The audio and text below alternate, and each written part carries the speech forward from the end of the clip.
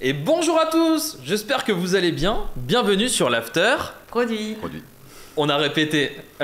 Du coup, cette fois-ci, je suis tout seul. Malheureusement, Loulou n'est pas présent sur ce petit live, mais il est là avec nous. Il est là en train de regarder l'After Produit, j'en suis sûr. J'espère que vous allez bien. Bienvenue dans le chat à Error Name. Je vois déjà qu'il y a des fans de October avec des personnes qui commencent à dire Let's go October, Deprasos, Jordi, Little Marina. Salut à tous. En tout cas, j'espère que vous allez bien et que vous allez passer une super soirée où on va passer 1h30 en compagnie de Sarah. Bienvenue Sarah. Merci de nous avoir invités. Tu vas bien? Bienvenue. Merci. Bonjour. Oui, je suis très bien. Désolée. Pas trop stressé? Non, je suis pas stressée. Je suis un peu fatiguée, mais tout va bien. On va savoir pourquoi un petit peu juste après. Exactement. Justement. Ouais. Et bienvenue Maxime, comment tu vas? Enchanté, ça va bien. Merci Pas- de nous avoir invités. Pas trop stressé? Non, ça va. Non, ça va. Non, ça va. Bah alors, écoutez, on va pouvoir parler justement de plein de sujets. On va parler justement votre relation aussi un petit peu entre UX, produit, comment elle a pu évoluer. On va parler aussi des produits internes justement qui ont pu évoluer justement sur de l'externe. Donc on va essayer de savoir. Et on finira bien sûr par un jeu parce que c'est comme ça qu'on joue sur l'after produit. En tout cas, bienvenue à tous. N'hésitez pas à poser plein de questions dans le chat. Le but aussi, encore, c'est que ce soit toujours interactif parce que c'est le but de Twitch. Salut Muma92 qui nous met plein de smileys. Donc c'est hyper cool. Donc n'hésitez pas à d'ailleurs suivre l'after produit sur Twitch. Sarah, Oui. Maxime, est-ce que vous savez par quoi on commence généralement un after produit? Non.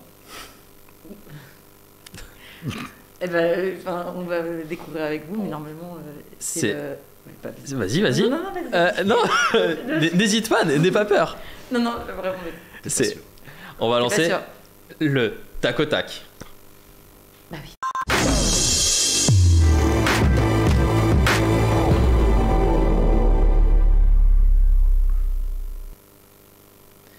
T'allais le dire en plus, Oui, je t'ai entendu dire. J'ai eu... Tu n'oses pas. Ose, n'aie pas peur, Ok, très bien. fonce. Du coup, le but du tac au tac, c'est je vais vous poser une question et vous allez devoir répondre du tac au tac à la réponse. Tout simplement. Très bien. D'abord, je vais commencer par toi, Sarah. Mhm. Sarah, est-ce que tu es plutôt pizza 4 fromages ou pizza anchois? Je suis dans aucune des pizzas, je mange sans gluten. Il y a des pizzas sans. Alors, Alors, des pizzas sans il y a gluten, des pizzas sans gluten. 4 fromages. 4 fromages. Ok, trop cool. Est-ce que tu es plutôt Figma ou Sketch? Figma. Figma. Pourquoi? Pour l'aspect collaboratif, pour le fait qu'on puisse produire des prototypes rapidement. C'est beaucoup, un usage beaucoup plus large en fait. Pour moi. J'ai l'impression que depuis un an, on en parle avec certains DPM, ça a explosé. Tout le monde utilise Figma, On c'est utilise plus incroyable. Figma, oui. Et puis, c'est vraiment la collaboration entre les différentes. Tous les designers peuvent accéder au même fichier en même temps. C'est beaucoup plus simple. Puis pas besoin d'avoir quoi que ce soit de nouveau pour faire des prototypes. Pour moi, c'est beaucoup plus. Je vois Maxime, tu as Ah Il y a oui, qu'à- je hoche complètement, ouais. C'est une révolution par rapport à Sketch, ouais. Mais comment ça se fait que ça s'est implanté comme ça en vraiment un an et demi en n'entend que Figma maintenant? Il n'y a plus Sketch, Adobe XD. Parce qu'ils ont réussi à regrouper ce que Sketch n'avait pas réussi à faire, c'est-à-dire qu'ils ont pris ce que faisait Sketch en bien, donc ce côté pas Adobe pas Adobe Photoshop pardon, mais vraiment dédié interface. Et derrière ils ont rajouté les couches où ils ont killé InVision pour pouvoir faire des prototypes facilement. Ils ont aussi killé tout ce qui était Zeppelin ou Avocado pour faire toute la passation. Donc avec un spec directement dédié dedans pour les développeurs. Donc en fait, ils ont fait un 3 en 1. Et puis surtout, l'interface, ils écoutent énormément la communauté, ça rame pas, c'est pas que dédié à du Mac, c'est accessible sur le web pour tout le monde. Fait que c'était une killer quoi. Et d'ailleurs, dans le chat, est-ce que vous êtes plutôt Figma ou Sketch? Dites-le, n'hésitez pas. Question, est-ce que tu es plutôt Notion ou Confluence? Notion, c'est sûr certain. On l'utilise depuis maintenant 3 ans chez October, Ok. avant que je n'arrive.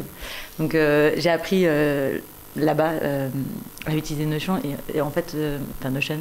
Ouais. Et du coup, c'est beaucoup plus facile d'accès, c'est faire comprendre à n'importe qui l'utilisation d'une database, je trouve. Et ça nous a permis en fait de regrouper l'ensemble de la communication et de la documentation produit au sein des mêmes outils qu'utilise n'importe quelle personne à l'intérieur enfin, les équipes métiers en fait, de Doctober l'utilisent aussi. Et donc, du coup, ça nous a permis également de ne plus utiliser, par exemple, des product boards ou autres, que j'apprécie beaucoup, hein, mais c'est beaucoup plus accessible pour tout à chacun dans la boîte. Et voilà, donc toutes les remontées d'idées, les feedbacks, les bugs, tout est remonté via Notion chez nous. Okay, et c'est hyper pratique, en fait. Donc, c'est un peu votre bible, finalement, du savoir chez October. Exactement. Et donc, Confluence, ça pouvait faire l'affaire également, mais c'est beaucoup moins user-friendly et du coup... beaucoup moins utilisé. Ouais, l'UX c'est pas terrible. Enfin, pas... Voilà, donc personnellement je préfère Notion. Ok.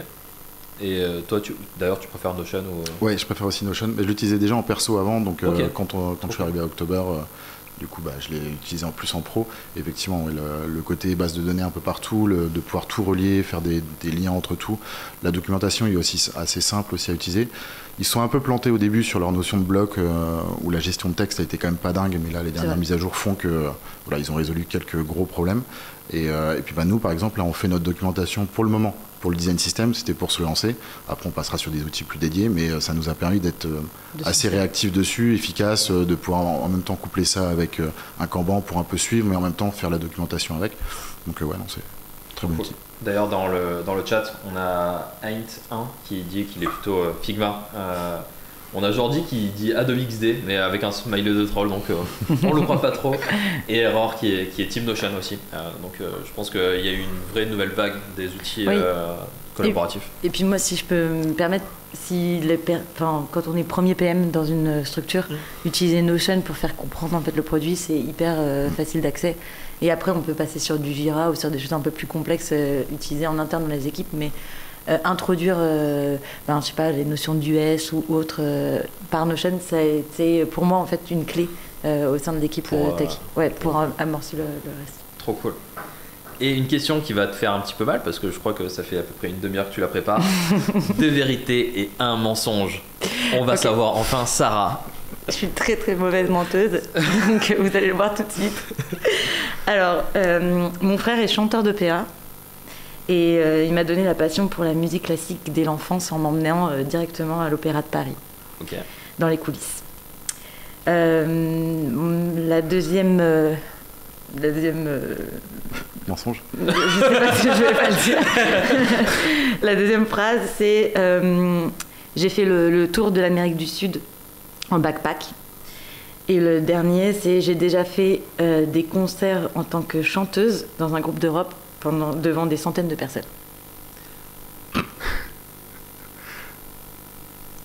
C'est pas Alors, je ne sais absolument rien de tout ça. Maxime, selon toi, quel est le mensonge? Moi, je dirais que c'est que tu n'as pas chanté. Tu n'étais pas chanteuse. Ok. Parce que en plus, t'as dit un groupe de rap et tu n'étais même pas repris. Du coup, c'est que tu voulais vraiment. Je fais mon mentaliste. Ouais, ça marche pas du tout. Je voulais vite passer ça parce que. C'est pas vrai, parce que j'ai vraiment fait ça. C'est vrai? Ouais. Quand j'étais en école d'ingé. Ok. Ouais, on avait monté un petit groupe de rock avec d'autres membres de la communauté de product management que je ne citerai pas. Ok. Qui étaient dans l'école avec moi. Et c'était sympa. Trop cool. Et, mais alors, le mensonge, le vrai mensonge, est-ce qu'il y en a un? Bah oui, il y en a un. Ok. Du coup, c'est lequel? Non? Par élimination? Ouais, je dirais le backpack, je pense que tu l'as pas fait. Mais bon, après... T'as raison, je l'ai pas encore fait. C'est un de mes rêves de faire ça en backpack. Donc mon frère est vraiment chanteur d'opéra. Trop cool. Et voilà. Ça, je savais pas. Très bien. C'est incroyable. Bon à savoir. Vous apprenez en plus à vous. Et voilà, j'ai tenté de trouver quelque chose qu'il ne savait pas. Bah, les trois, je savais pas. Donc. Très bien. On a Je ne suis pas Cyril. Donc on ne sait pas qui tu es, qui dit bonsoir tout le monde, Team Sketch ici parce que notre produit a été créé dessus, mais nous allons sûrement nous lancer dans Figma pour nous mettre en place un design system et on gère tout le côté collaboratif entre salariés en partage de connaissances sur Notion. Donc, on a du Adobe aussi et on a Jordi qui demande une petite chanson. Donc voilà, non. Peut-être à la fin, on verra bien. Et on a Proteus qui veut justement les noms des personnes qui sont dans l'école, donc on va trouver ça d'ici la fin de la soirée. Maxime. Oui. Entends-tu ma voix? Oui. On peut faire de la SMR. Oui. Tout pareil. Donc je vais te poser une question. Tu vas devoir y répondre. Ok. Est-ce que tu es plutôt UX dans une feature team ou UX transverse à plusieurs feature teams? UX transverse à plusieurs feature teams. Pourquoi? Disons que j'aime bien avoir la vue globale quand même sur le produit. Donc en fait, je considère que chaque feature c'est juste une brique qui doit, c'est une brique qui doit exister, mais qui doit exister dans un mur complet. Et c'est plus voir vraiment le complet qui m'intéresse, et du coup d'aider à certains endroits pour que ça fonctionne dans le complet. Je trouve que c'est plus intéressant que juste travailler sur une chose en particulier. Ok, trop cool. C'est marrant parce que généralement il y en a beaucoup qui veulent faire que leur feature team et pas être transverse à plusieurs. C'est plus mon style maintenant. Ok, trop cool. Est-ce que tu es plutôt steak végétal ou steak de bœuf? Steak de bœuf. Steak Avec un de peu de bœuf. béarnaise, c'est pas mal. Ok. Saignant? Plutôt senior. Plutôt saignant. Est-ce que tu préfères faire des ateliers d'idéation ou des ateliers de priorisation? Aïe. Oula, Moi, souvenir douloureux, j'ai l'impression. Ouais, non, d'idéation, c'est pas mal. Comme ça, Idéation. on s'ouvre un peu plus. La priorisation, on va laisser à d'autres le faire. Généralement, c'est plus le catch en plus dans la priorisation, c'est moi.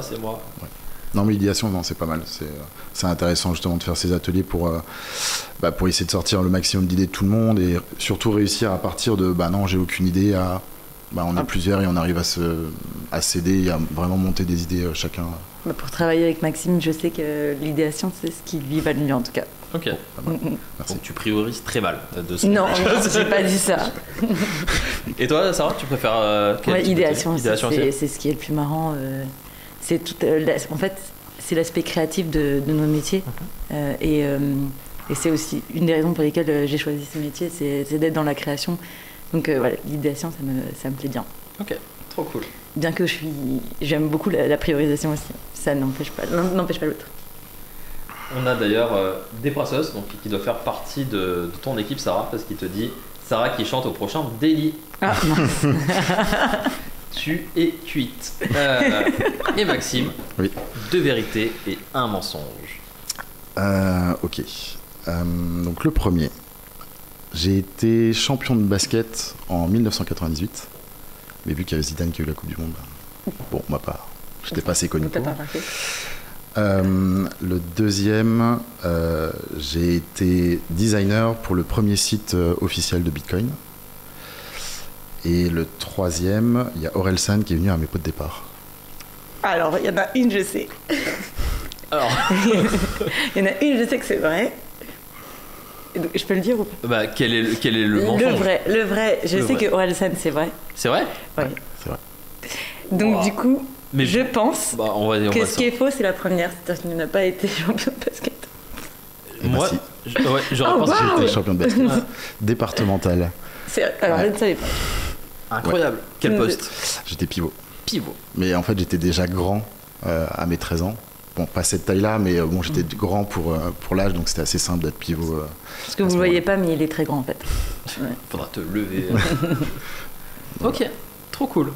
Et donc, Orelsan, Ouais. Alors en fait, c'était dans une de mes toutes premières agences, et en fait, je travaillais avec sa compagne, et j'avais déjà fait un projet avec lui parce qu'elle m'avait mis en relation avec lui pour faire un truc pour lui. Et puis au moment où j'ai fait mon pot de départ, elle vient me voir, elle me fait ça te dérange si Aurélien il vient? Je fais non. Et puis du coup, il est venu dans le bar. mais donc sur Paris ou Ouais, c'était à Paris. D'accord. Ouais, c'était à Paris. Ok. Donc il est venu comme ça. Et Donc puis, tu connais Orelsan. Je quand même. connais Orelsan. Ok, d'accord. Donc il va y avoir. On a d'ailleurs des personnes dans le chat qui sont en train de pleurer. Ok. bien. Et donc on a aussi Terrible Zizou qui t'a volé la vedette. C'est ça. Ah Complètement. ça, c'était bon. C'est dommage. Trop cool. On en a appris un peu plus sur vous justement à travers de ces questions, mais maintenant c'est comment est-ce que vous en êtes arrivé là? Enfin, CPO, Lead UX, comment on est arrivé là? Tu parlais justement école de commerce, mais qu'est-ce qui a fait que École d'ingé. École d'ingé, excuse-moi. Oula. J'ai fait les deux. Tout va bien. École d'ingé et de commerce. Voilà, ça va.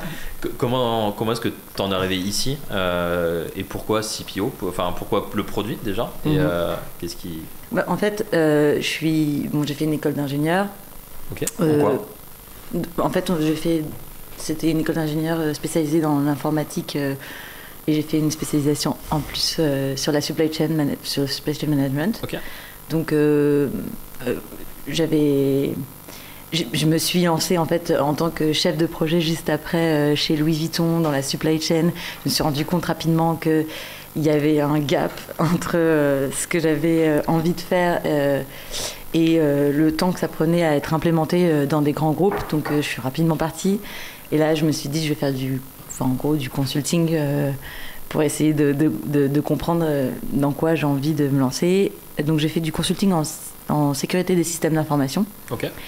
Et là, pareil, c'était génial parce que j'ai appris beaucoup de choses dans l'analyse, dans plein de choses, mais je voyais pas l'impact direct de ce que je mettais en place, ce que je voulais mettre en place, puisque en gros, on délivrait nos conseils, mais on n'allait pas plus loin. Et donc, je me suis lancée dans l'idée de construire une start-up à ce moment-là. Et donc, j'étais un peu jeune et naïve, mais je me suis dit, entre autres, je vais aller faire une école de commerce, en tout cas en Master Spé, pour essayer de comprendre comment on se lance dans l'entrepreneuriat et comprendre les dynamiques de l'entreprise. Donc j'ai fait HEC Entrepreneur à ce moment-là, et je me suis... et en même temps, j'avais lancé un petit projet qui s'est bien déroulé, mais j'avais pas la même vision que la personne en interne dans le développement de cette start-up. Donc je lui ai revendu tout le code qu'on avait fait et on a revendu un peu toute la création d'identité. On avait fait une app, en gros c'était mes premiers pas dans le product management parce qu'on avait fait une app dédiée aux livreurs. En fait on faisait de la livraison de pressing à domicile. Okay. Et donc il y avait les livreurs, l'app pour les livreurs, l'app pour les clients et l'app pour le pressing. Et quand on s'est lancé là-dedans, j'ai été le premier utilisateur nécessairement, donc j'étais la première personne à prendre l'app pour aller faire mes petites livraisons. Et donc ça m'a lancé un petit peu dans le monde du produit, mais j'étais pas encore au courant de ce que c'était le produit derrière. Rapidement, en fait, j'ai vendu tout ce que j'avais fait pour des problèmes d'alignement avec mon associé, et j'avais rencontré le CEO de Le Cab, et on s'était dit qu'il y avait une opportunité de marché dans la livraison du dernier kilomètre, parce qu'entre autres, justement avec cette start-up-là, je m'étais rapidement rendu compte qu'il n'y avait rien sur le marché français à ce moment-là. Il n'y avait ni Deliveroo, ni Foodora, ni Uber Eats, ni rien. Et donc on s'était dit qu'il y avait l'app qui avait déjà en gros, l'algorithme de distribution des VTC pouvait être en fait pivoté pour pouvoir créer quelque chose autour de la livraison du dernier kilomètre. C'est ce qu'on a fait. Donc du coup, j'avais eu 3 mois pour prouver l'opportunité de marché et présenter en fait comment développer cette nouvelle branche. Et ils m'ont donné en fait le budget pour lancer cette nouvelle business unit. Donc from scratch, je me suis lancée là-dedans, un de mes premiers jobs du coup. Et c'était assez intéressant.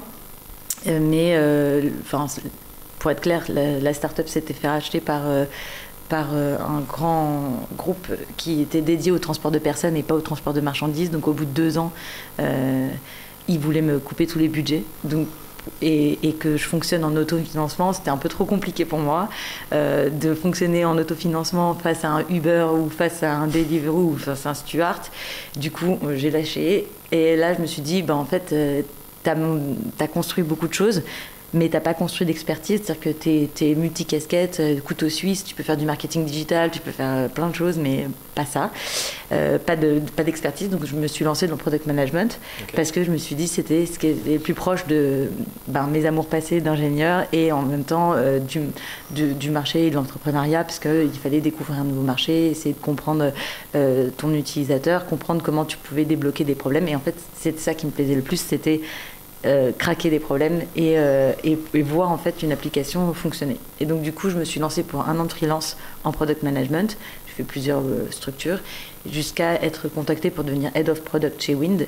Et là chez Wind c'était assez intéressant parce que on m'a rapidement donné pas mal de responsabilités dans la construction et l'organisation des équipes qui avaient en fait une croissance très très forte, et l'organisation il fallait en fait vraiment la plaquer à cette ce nouveau type de croissance.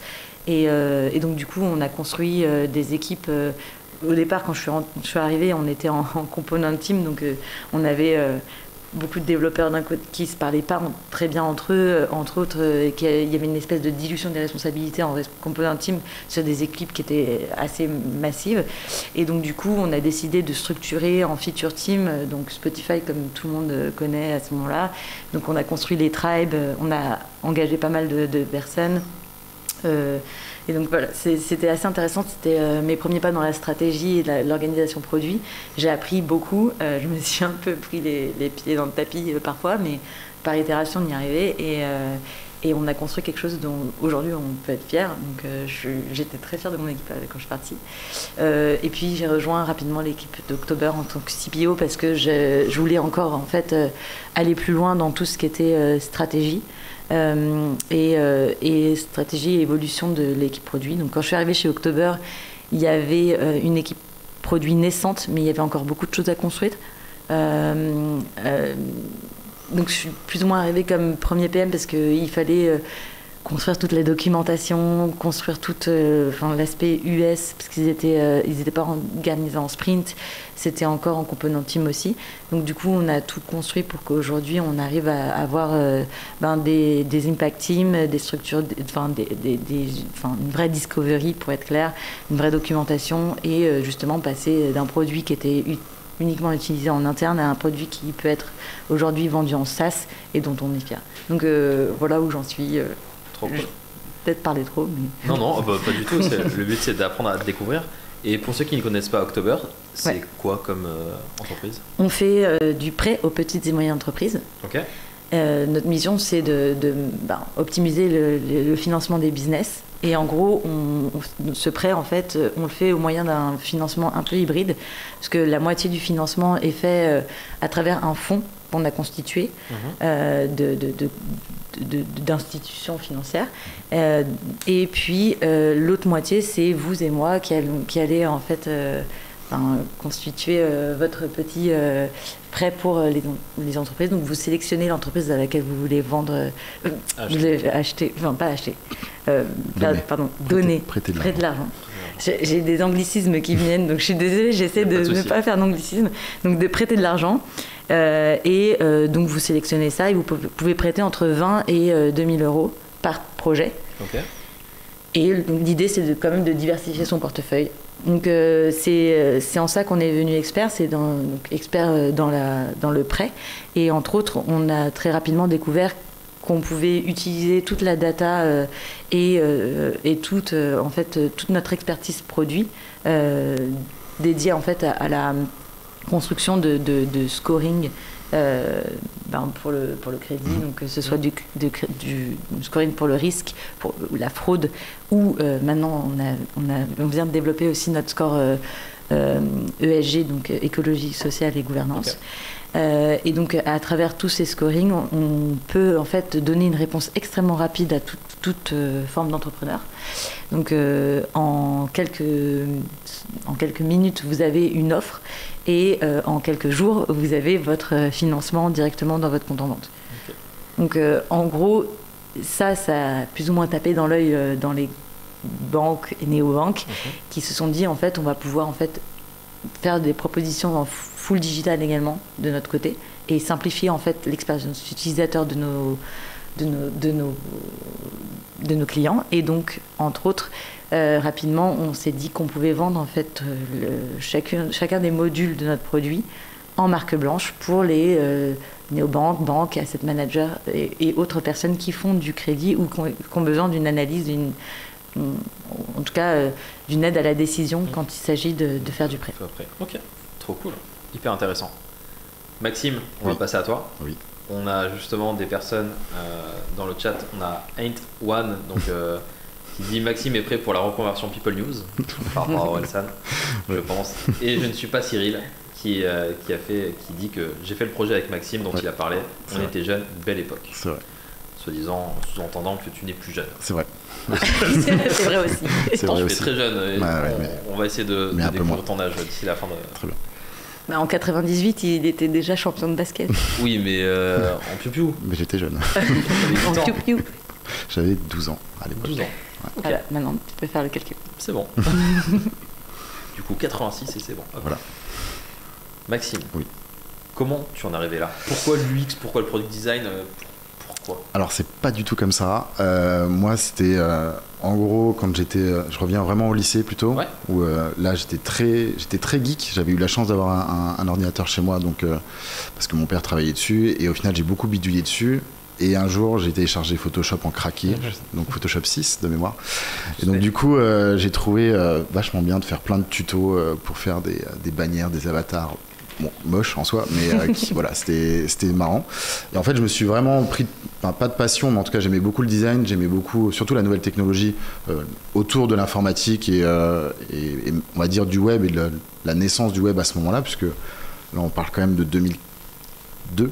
2003, 2004, donc c'était pas, il venait d'y avoir la bulle, bon, ça arrivait un peu en France, mais c'était pas encore le gros truc, et en fait je me suis mis beaucoup dessus, et du coup c'est ce qui m'a fait bien louper mon lycée aussi, double redoublement de bac et de première, mais enfin c'était un truc qui me plaisait vraiment beaucoup, et puis je m'étais dit bon bah je vais faire des études dans l'informatique, donc j'ai voulu partir en DUT informatique, et puis en fait je parlais avec sur un forum de développeurs, je parlais avec quelqu'un qui lui était dans un autre DUT qui s'appelait SRC à l'époque, donc Service et Réseau de Communication, et il me disait en gros que tout ce qu'il faisait c'était que des trucs liés au web, liés au multimédia.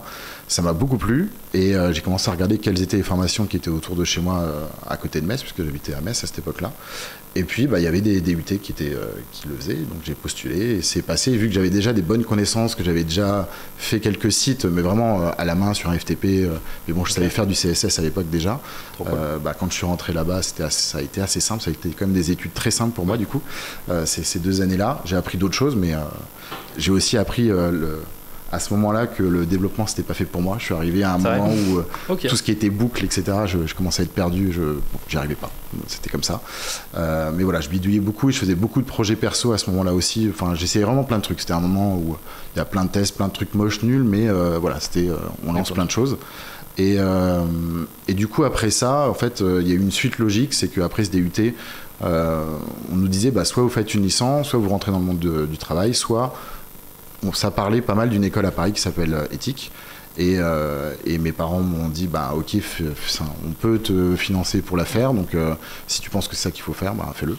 Et j'y suis allé, et en fait là ça m'a encore plus épanoui, parce que du coup on se retrouve avec plein de personnes qui venaient souvent de DUT SRC d'ailleurs, de plein de régions de France, mais tous avec son expérience. Donc certains étaient beaucoup plus dans le développement, d'autres plus dans le design, d'autres qui étaient plus SEO ou chef de projet. On sentait qu'ils voulaient bosser dedans, mais sans une expertise vraiment particulière. Et en fait, là-bas, il y a eu un peu les armes qui ont été faites, puisqu'on travaillait sur beaucoup de projets qui étaient soit internes, soit pour des vrais clients, mais gratuits. Enfin bon, c'était des vrais projets. Donc tout de suite, on est dans le bain. C'était pas juste du pédagogique, et puis vous verrez, ça se passera comme ça dans le monde du travail, alors que pas du tout. Donc c'était vraiment comme ça. Et donc du coup, moi j'ai continué à faire du design. J'étais pas forcément excellent dans ce que je faisais, mais par contre, je trouvais que j'avais à ce moment-là une bonne vision de ce qui était faisable, et toujours un peu ce côté produit au général. Et après ça, donc le diplôme s'est fait, c'est cool. J'ai fait une alternance dans une agence qui s'appelait du coup Nealit. Et en fait cette agence-là, elle m'a un peu ouvert les yeux sur toute la partie UX, parce que moi en gros, à l'époque on parlait de faire du web design, il n'y avait pas encore ce côté UI, UX produit. Et c'est là-bas où justement c'était une agence qui était spécialisée dans tout ce qui était design et avant design. Et c'est là où j'ai vraiment appris ce que c'était vraiment de faire de l'UX, de la recherche, des tests utilisateurs, sans pour autant vraiment en faire, mais en tout cas quand il y a tout le monde autour de soi qui le fait, on apprend forcément. Et du coup j'ai fait beaucoup mes armes là-bas, j'y suis resté 3 ou 4 ans à peu près, et ça a été c'était une super école, et c'est à partir de là où je me suis dit en fait j'aime vraiment bien l'UX, j'aime bien le coupler avec la partie UI, et en fait c'est là où on découvre qu'en fait ça s'appelle faire du produit. Et après ça, j'ai continué dans une autre agence qui s'appelle MFG Labs. Et pareil, j'ai travaillé cette fois-ci plus sur un produit pendant 2 ans, qui était plus ou moins parce que ça faisait partie d'un gros groupe. Donc on travaillait pour un produit pour une des autres sociétés du groupe. Et pareil, là on a fait un truc vraiment ex nihilo, ça n'existait pas du tout. On nous a dit il y a 8 outils, il faut les regrouper en un. faite. Bon, ça n'était pas hyper simple, c'était pas forcément hyper structuré, mais en tout cas, ça m'a bien plu de travailler sur quelque chose comme ça, justement hyper transverse, où c'était très technique, très data, et il fallait rajouter une couche de design dessus. Et après ça, c'est là où vraiment ça s'est bien lancé sur le produit. Je suis parti dans une startup qui s'appelle Sketchfab, qui est une sorte de... Enfin, pas qu'une sorte, c'était un peu le YouTube de la 3D, si on peut dire. Et vraiment très technique, par contre. En gros, on pouvait... si on faisait un modèle 3D sur Blender ou n'importe quoi, si on voulait le voir sur le web, c'était pas possible. On pouvait pas le mettre sur un site pour que ce soit visible. Et eux, ils promettaient, en fait, d'envoyer le fichier. Comme YouTube, on envoie une vidéo. Là, vous envoyez le fichier. Et en fait, ce modèle 3D, il est visible dans un player sur le web. Donc, avec plein de conversions, plein de trucs techniques où là, ça me dépasse vraiment. Et en fait, quand je suis arrivé là-bas, ils avaient vraiment pas de vue produit du tout. C'était vraiment, on fait un truc hyper technique. C'était vraiment des gros techos là-bas. Et il y avait un petit peu de design qui a été fait par une agence. Et du coup, là, ils m'ont un peu mis dedans, quoi. Je me dis, c'est cool, il y a plein de choses à faire. Et en fait, ils m'ont fait confiance assez rapidement et j'ai proposé plein de choses. Et en fait, ça a un peu aussi orienté certaines... Je vais pas dire que j'ai fait des décisions produits gigantesques pour la boîte, mais en tout cas, on a structuré certaines choses. Et j'ai travaillé 3 ans là-bas où, en fait, j'avais pas vraiment les mains liées. Je pouvais faire plein de trucs et j'ai hyper bien avancé. Mais le problème de ça, c'est qu'ils n'avaient pas une structure vraiment produit, il n'y avait pas vraiment de PM, c'était un CPO qui faisait un peu tout, mais voilà, il était plus dédié sur le technique. Et donc moi, je faisais un peu tout à ce moment-là, côté à réfléchir sur la stratégie, sur le produit, sur le design. Et puis à ce moment-là, il y a Sarah qui m'a appelé et qui m'a même pas envoyé un email. Et puis on va dire que c'était un bon timing, c'était le bon moment où je trouvais qu'il y avait un peu un plafond de verre. J'avais déjà parlé de ça en interne, de dire ça pourrait être bien d'avoir un PM, de passer une autre étape. Et bon, ça s'est pas vraiment fait. Et puis Sarah m'a promis beaucoup de choses. En tout cas, elle m'a expliqué toute sa vue produit qu'elle voulait faire sur October. Je connaissais October, mais plutôt en tant qu'investisseur perso à côté, justement sur la partie crowdlending. Du coup, je voyais de quoi on parlait. Mais après, du coup, elle m'a expliqué un peu qu'est-ce qu'elle voulait faire pour l'équipe produit. Donc, je suis arrivé dans cette équipe. Et puis, petit à petit, j'ai pris les rênes du design, tout simplement. Trop cool. Voilà. Beau parcours aussi. Merci.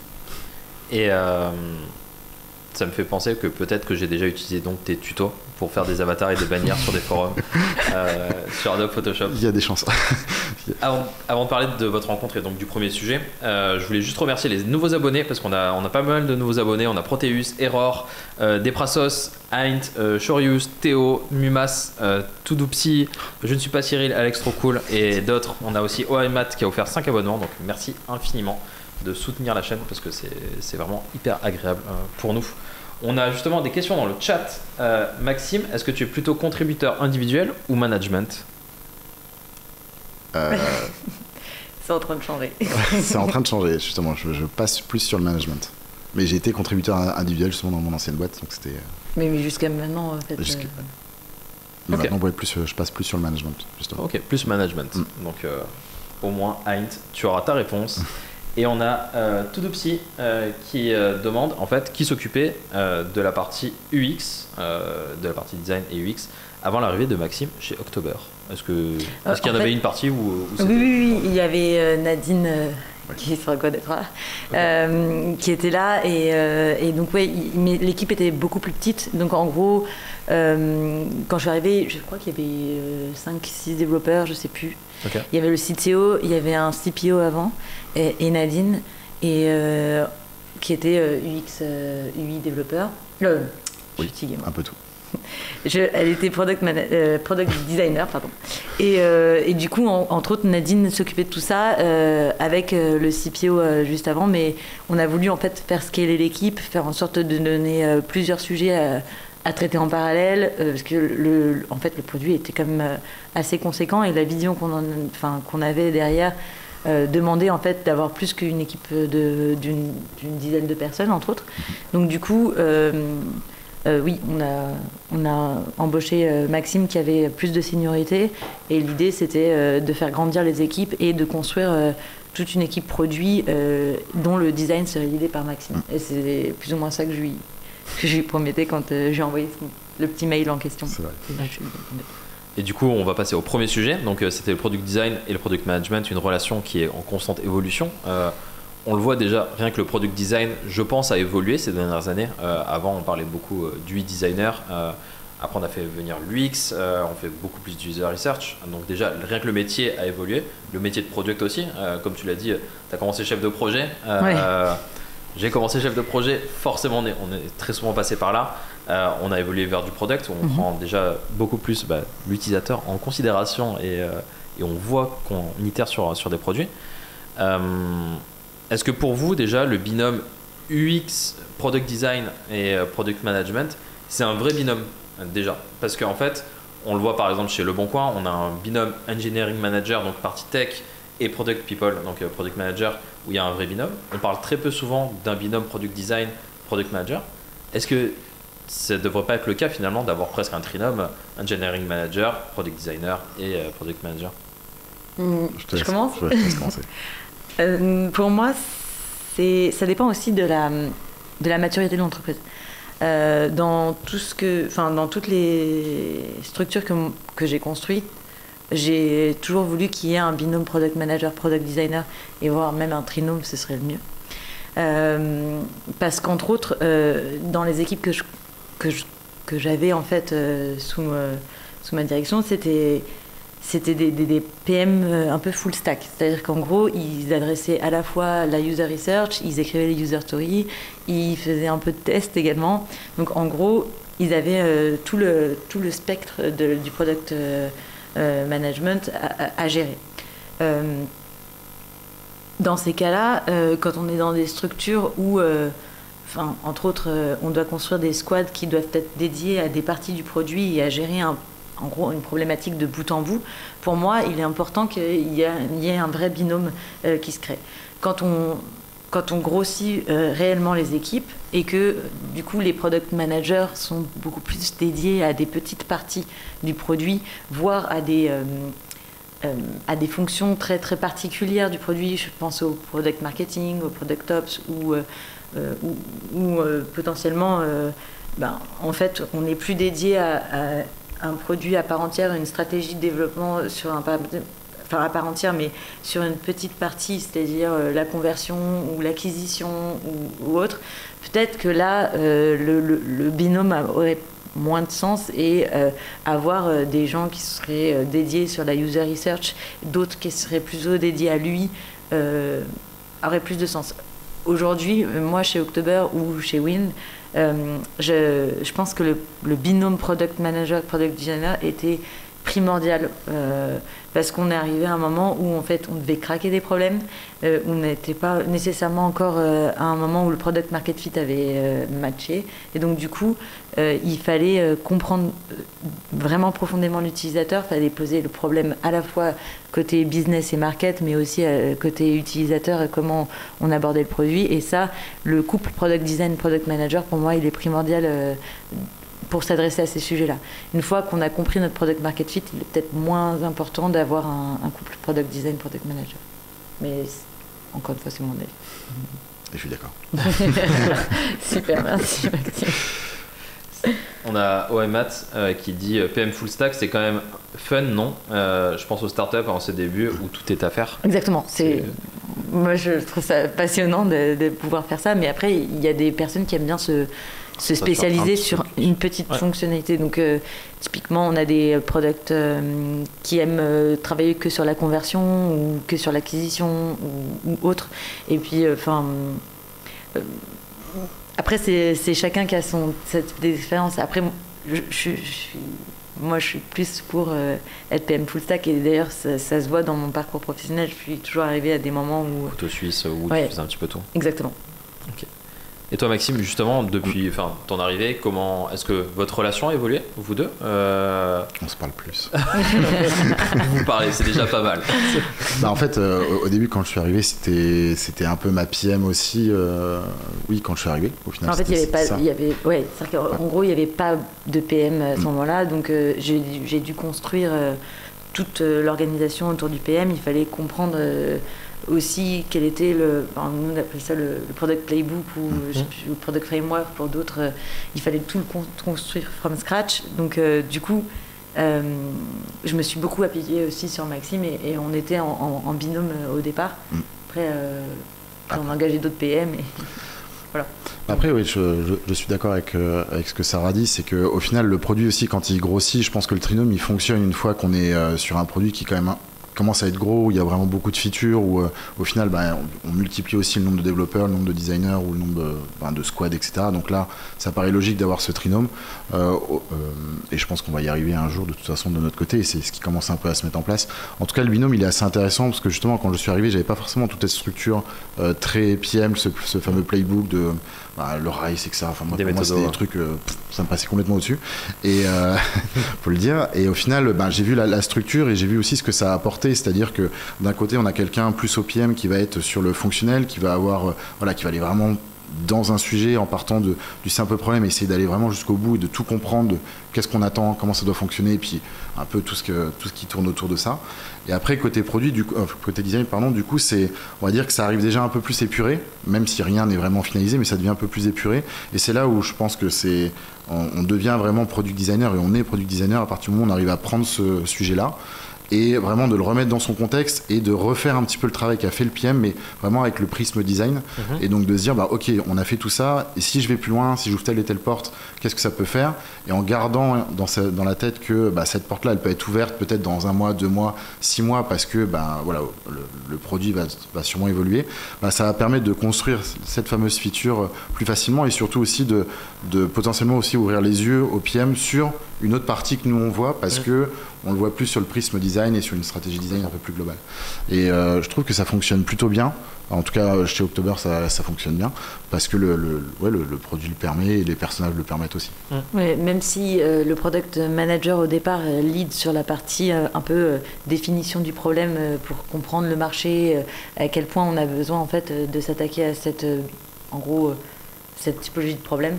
Le product designer est toujours avec lui pour définir le problème. C'est juste cette partie est l'idée par le product design, et toute la partie en fait d'élaboration qui est plus axée utilisateur, là c'est le product design qui va l'idée, mais le product manager est toujours derrière. Donc en fait c'est un vrai binôme qui se construit à ce moment-là. Il y a un vrai échange qui est fait. C'est pas un qui a la connaissance d'un truc et l'autre qui l'a. C'est on fait des user tests ensemble, on fait des interviews ensemble. Alors si c'est pas ensemble, c'est enregistré et l'autre le regarde pour vraiment avoir le même niveau d'information. Et puis de s'aider. En fait, ça fait 2 cerveaux qui travaillent réellement sur une feature, et pas juste un qui va dire oui moi je préfère avoir le bouton bleu et puis c'est tout.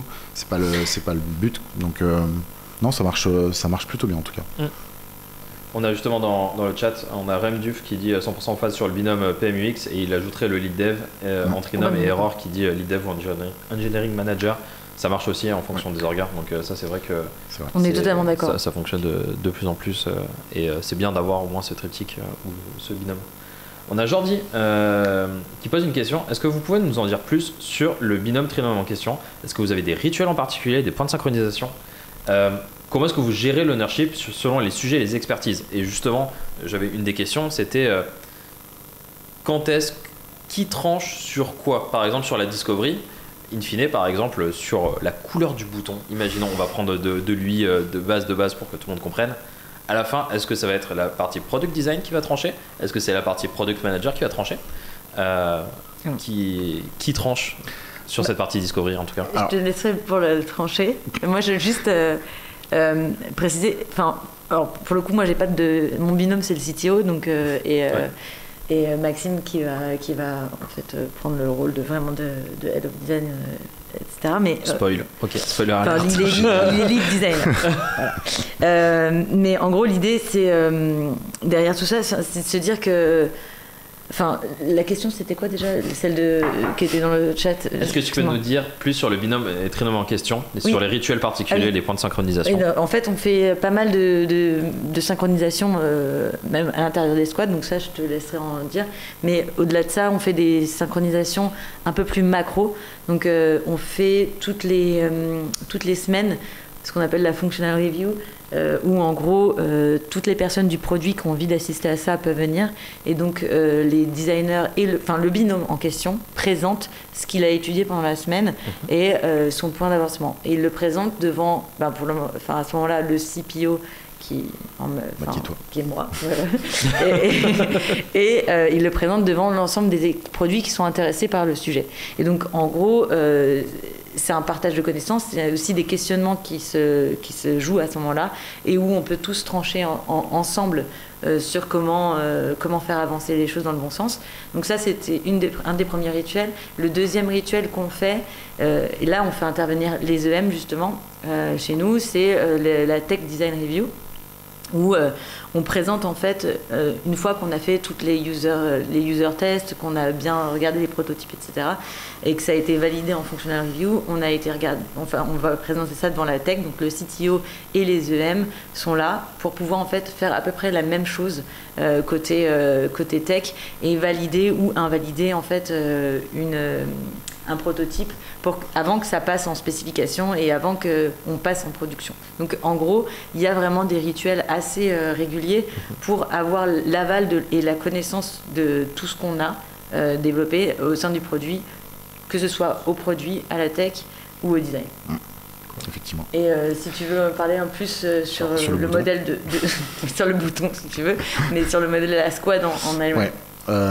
Au niveau de la squad, donc c'est vrai que donc il y a ceux-là qui sont plus transverses, ces fameux points. Alors ça donne l'impression qu'il y en a beaucoup, mais après c'est 1 heure et c'est des points d'échange qui sont ou une demi-heure même, qui sont intéressants parce que c'est vrai que quelqu'un va travailler sur un sujet qui en fait peut nous impacter.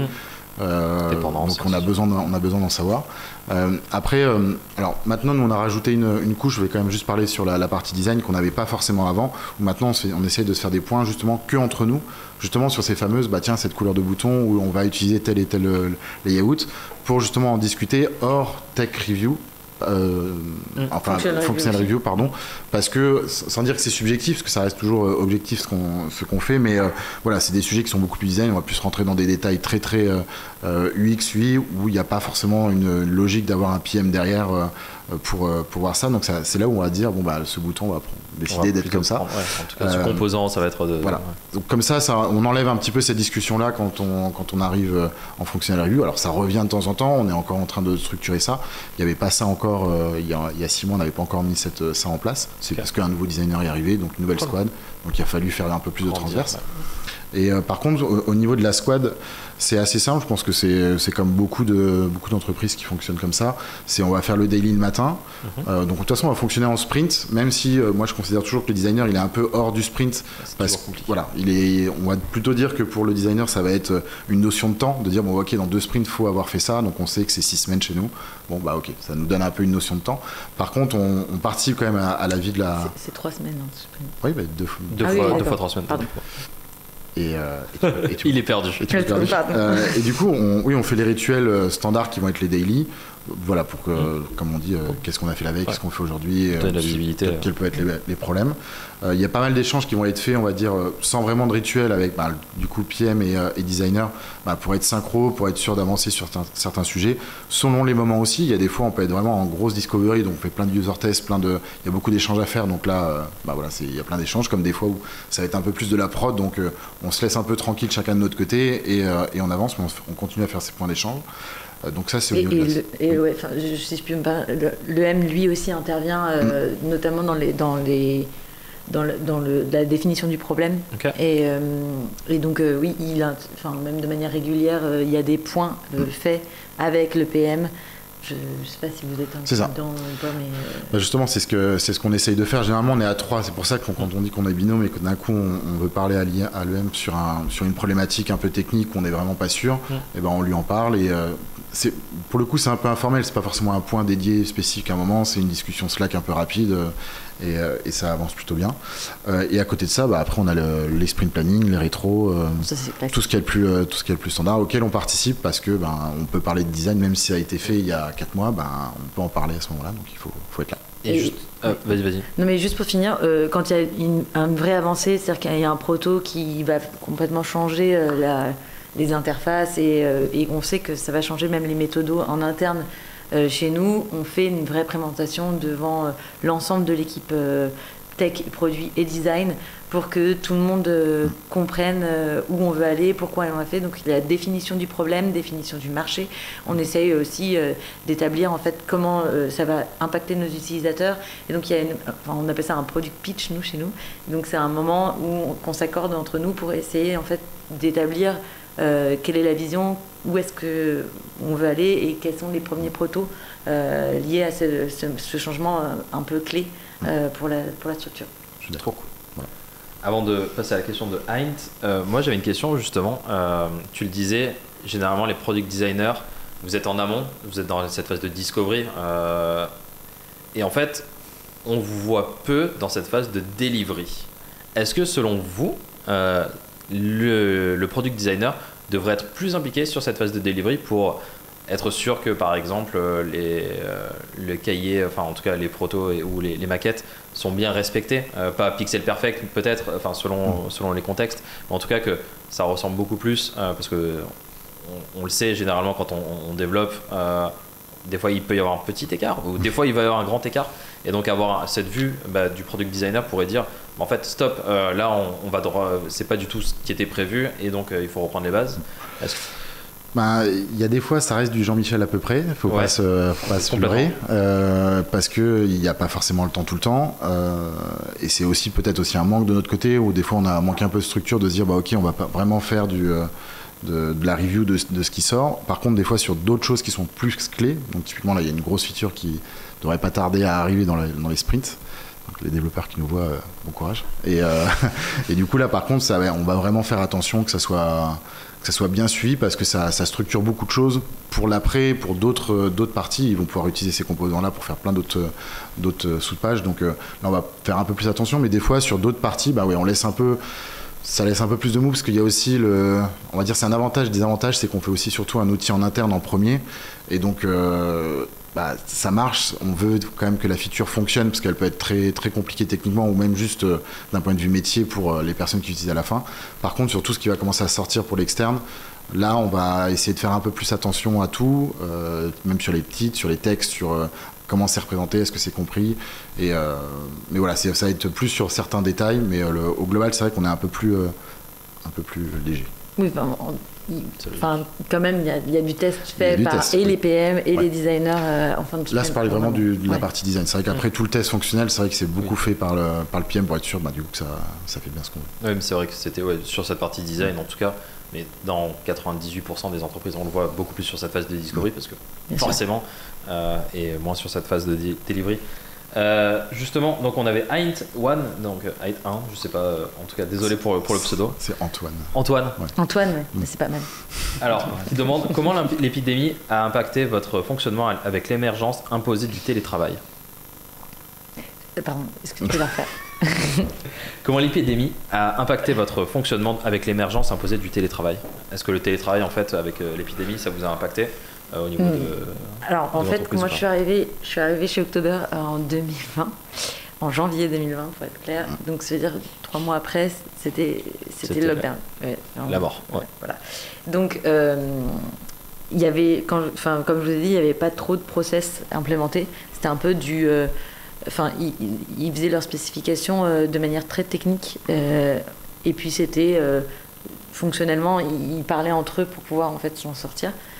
Donc, quand je suis arrivée, la première chose que j'ai faite, c'est faire toutes mes interviews avec l'ensemble des métiers pour comprendre où on en était et puis commencer à implémenter tous les process derrière. Donc, oui, ça, de manière nécessairement, le fait de mon arrivée, ça impliquait un changement radical. Et en plus de ça, il fallait que ce soit fait de manière complètement digitale, mais ça s'est fait de manière complètement fluide, puisque on avait déjà Notion, j'avais mis en place les user stories sur Notion, et on avait commencé à tout documenter. On utilise Whimsical,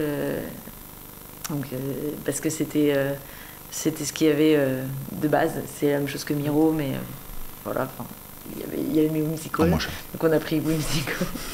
Et du coup, tout a fonctionné très bien. Et il faut savoir que l'ADN d'October est quand même très européenne. Donc on a des pays dans...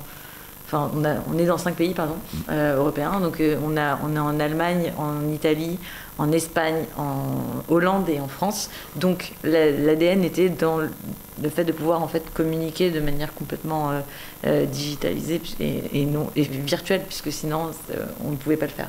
Donc ça a changé parce que je suis arrivée et que j'ai mis en place des process. et qu'on a engagé de nouvelles personnes, etc. Mais ça n'a pas changé nécessairement que parce que la crise est arrivée. Ok, trop cool. On a Todoopsy qui vous pose la question, qu'est-ce que vous appelez une grosse feature versus une petite feature par exemple? En fait, c'est pas une grosse feature, c'est une épique plutôt.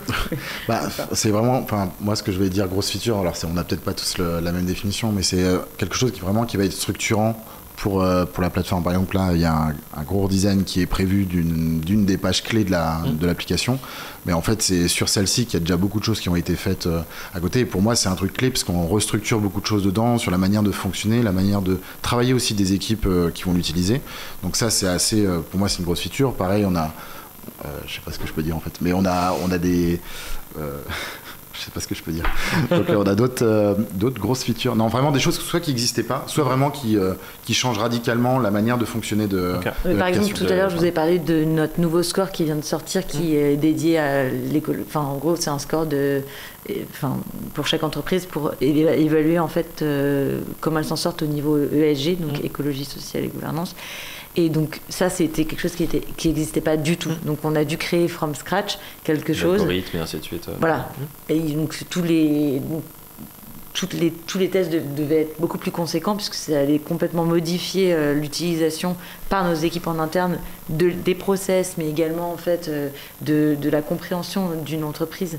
Donc forcément, on avait plus de tests à faire et il fallait aussi engager nos utilisateurs en interne, leur prouver que ça avait du sens pour eux et qu'ils pouvaient nous faire confiance sur ce nouveau score. Et donc c'est quelque chose auquel on a mis beaucoup de temps à sortir pour que ce soit bien évalué et bien anticipé, en tout cas cette appréhension qu'ils pouvaient avoir. Trop cool. Je reviendrai juste quand même sur juste la partie de l'impact du Covid, on va dire, avec tout ce qui a pu être télétravail, etc. Il y a un point quand même qui est important, c'est qu'on n'est pas remote first non plus, même si on est dans 5 pays, il reste des bureaux dans chaque pays. En tout cas, on n'était pas.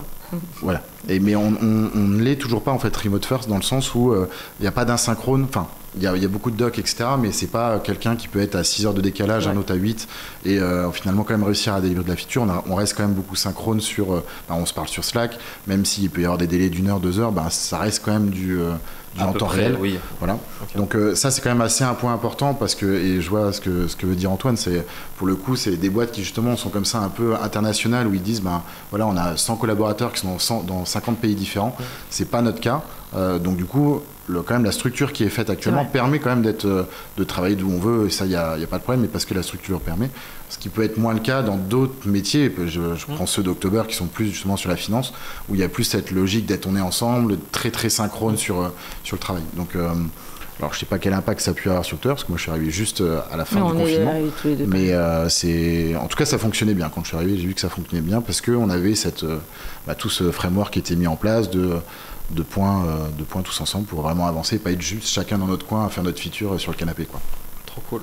Avant de conclure justement sur cette partie, est-ce que vous pourriez donner des tips à des product people où on a un product manager et un ou une product designer et un ou une product manager qui ne s'entendent pas? Qu'est-ce qu'ils devraient faire pour justement créer cette synergie que vous avez? Je l'ai vu en dehors, du coup je le vois aussi ici. Comment est-ce qu'ils pourraient créer ce début de synergie? Est-ce que vous avez des tips à donner, des réunions, des choses qui vont faire que peut-être qu'il y aura un petit step-up en tout cas sur cette relation-là? Pour moi, la première chose à faire, c'est de définir quelles sont les responsabilités et qui est responsable et qui est là pour faire partie de chacun des workshops ou de chacune des analyses. C'est pour ça que nous, c'est important pour moi qu'on ait un vrai product framework. Ou playbook, ça dépend des personnes. Mais en gros, l'idée, c'est de bien définir qui est en charge de ça. Et ça, c'est pour pas qu'il y ait de frustration ou qu'on se sente dénué de responsabilité. Pardon. Le deuxième point que je ferais, c'est faut que le manager, ou je sais pas s'il n'y a pas de manager, je sais pas, le coach à ce moment-là, analyse quels sont les points forts du PM et quels sont les points d'amélioration de ce PM. Et donc, comme on sait tous, le PM, il est à la fois, il doit être à l'interface entre le design, la tech et le produit, et le business, pardon. Et donc du coup, généralement, on a des PM qui sont plus à tendance marketing, ou plus à tendance business, ou plus à tendance design ou tech. Et donc l'association en fait entre le product manager et le product designer, il ne doit pas être fait complètement aléatoirement, on va dire. Pour moi, quand j'essaie de créer les binômes, quand je recrute, en tout cas, j'essaie d'identifier chez mon product manager ou chez le product designer que j'ai face à moi, quels seraient les points sur lesquels il pourrait faire pousser dans le bon sens le binôme et créer une vraie complémentarité entre un product designer et un product manager.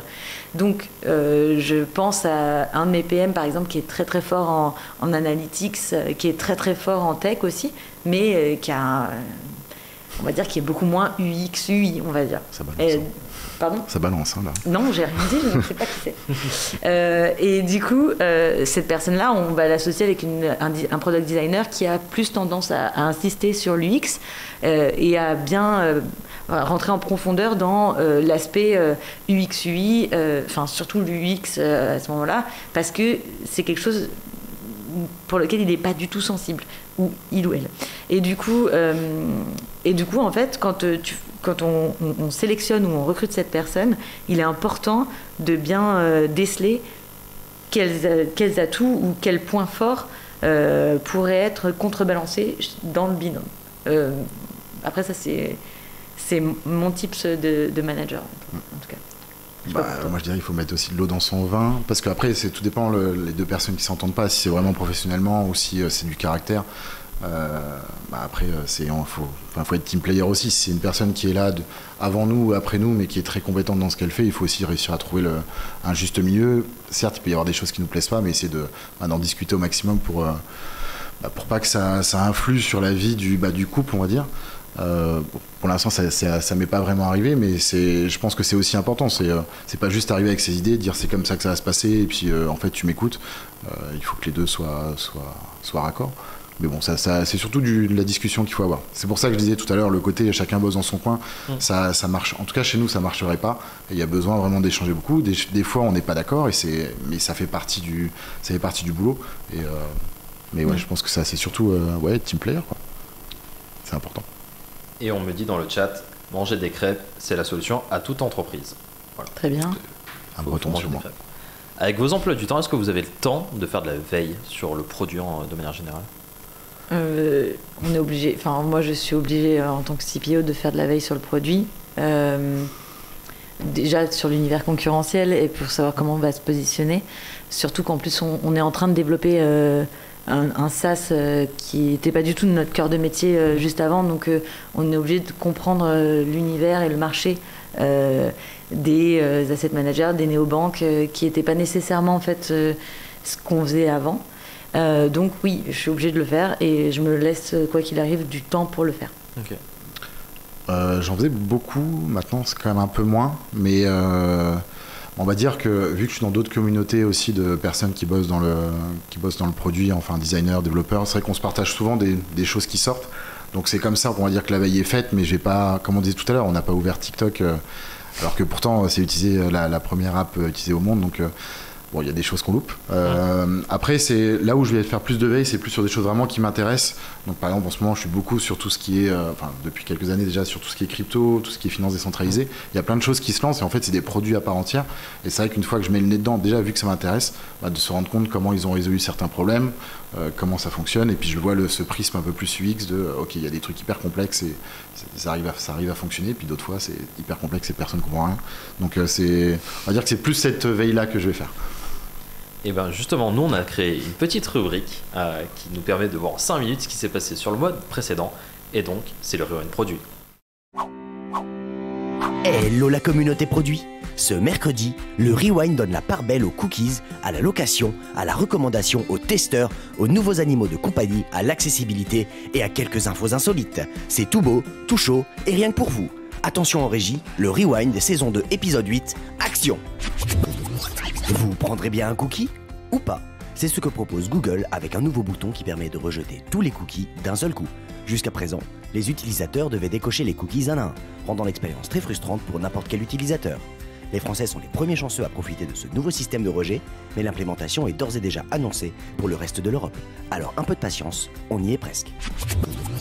Mettre un bien en location peut générer beaucoup d'inquiétudes, soirées géantes, plaintes du voisinage et surconsommation énergétique.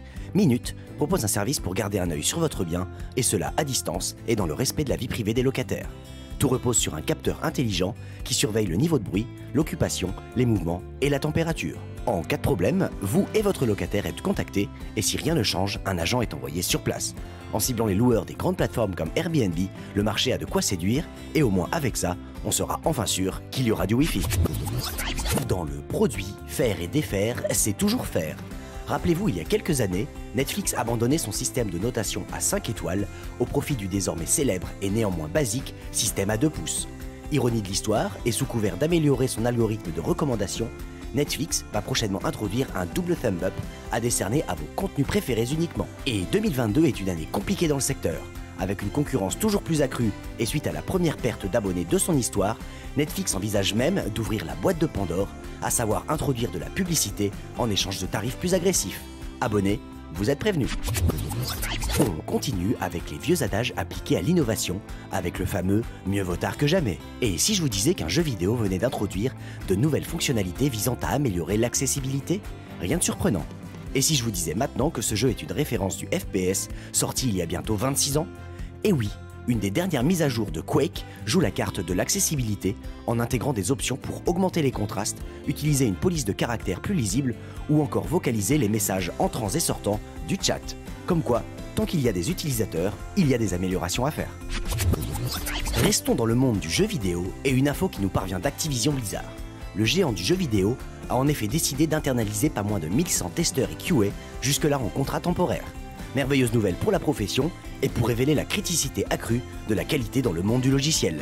Gros bémol, la décision d'Activision Blizzard est avant tout un moyen de calmer le jeu après avoir licencié soudainement des testeurs fin 2021 et refusé dans la foulée de reconnaître l'organisation syndicale créée par ces travailleurs.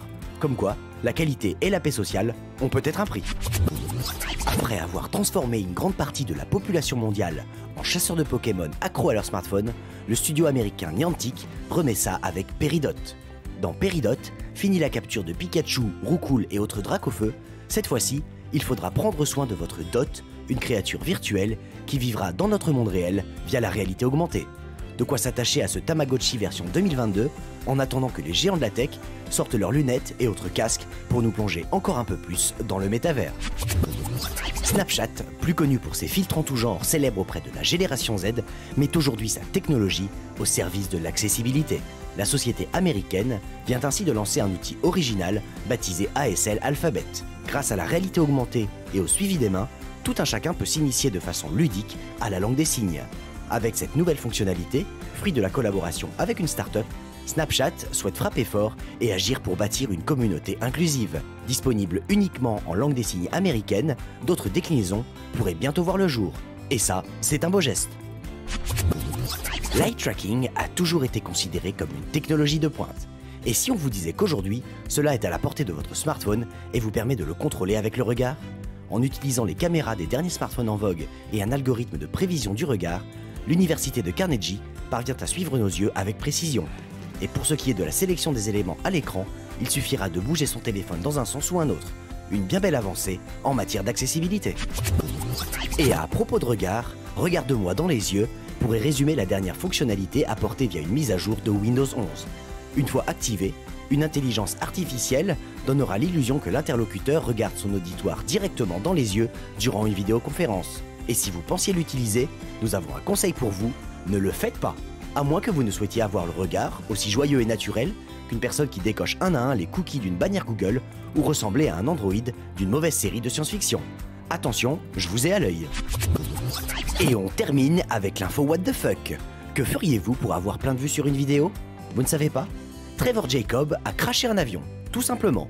Si, il a posté une vidéo de lui s'échappant d'un avion en perdition et la vidéo en est à plus de 2 millions de vues.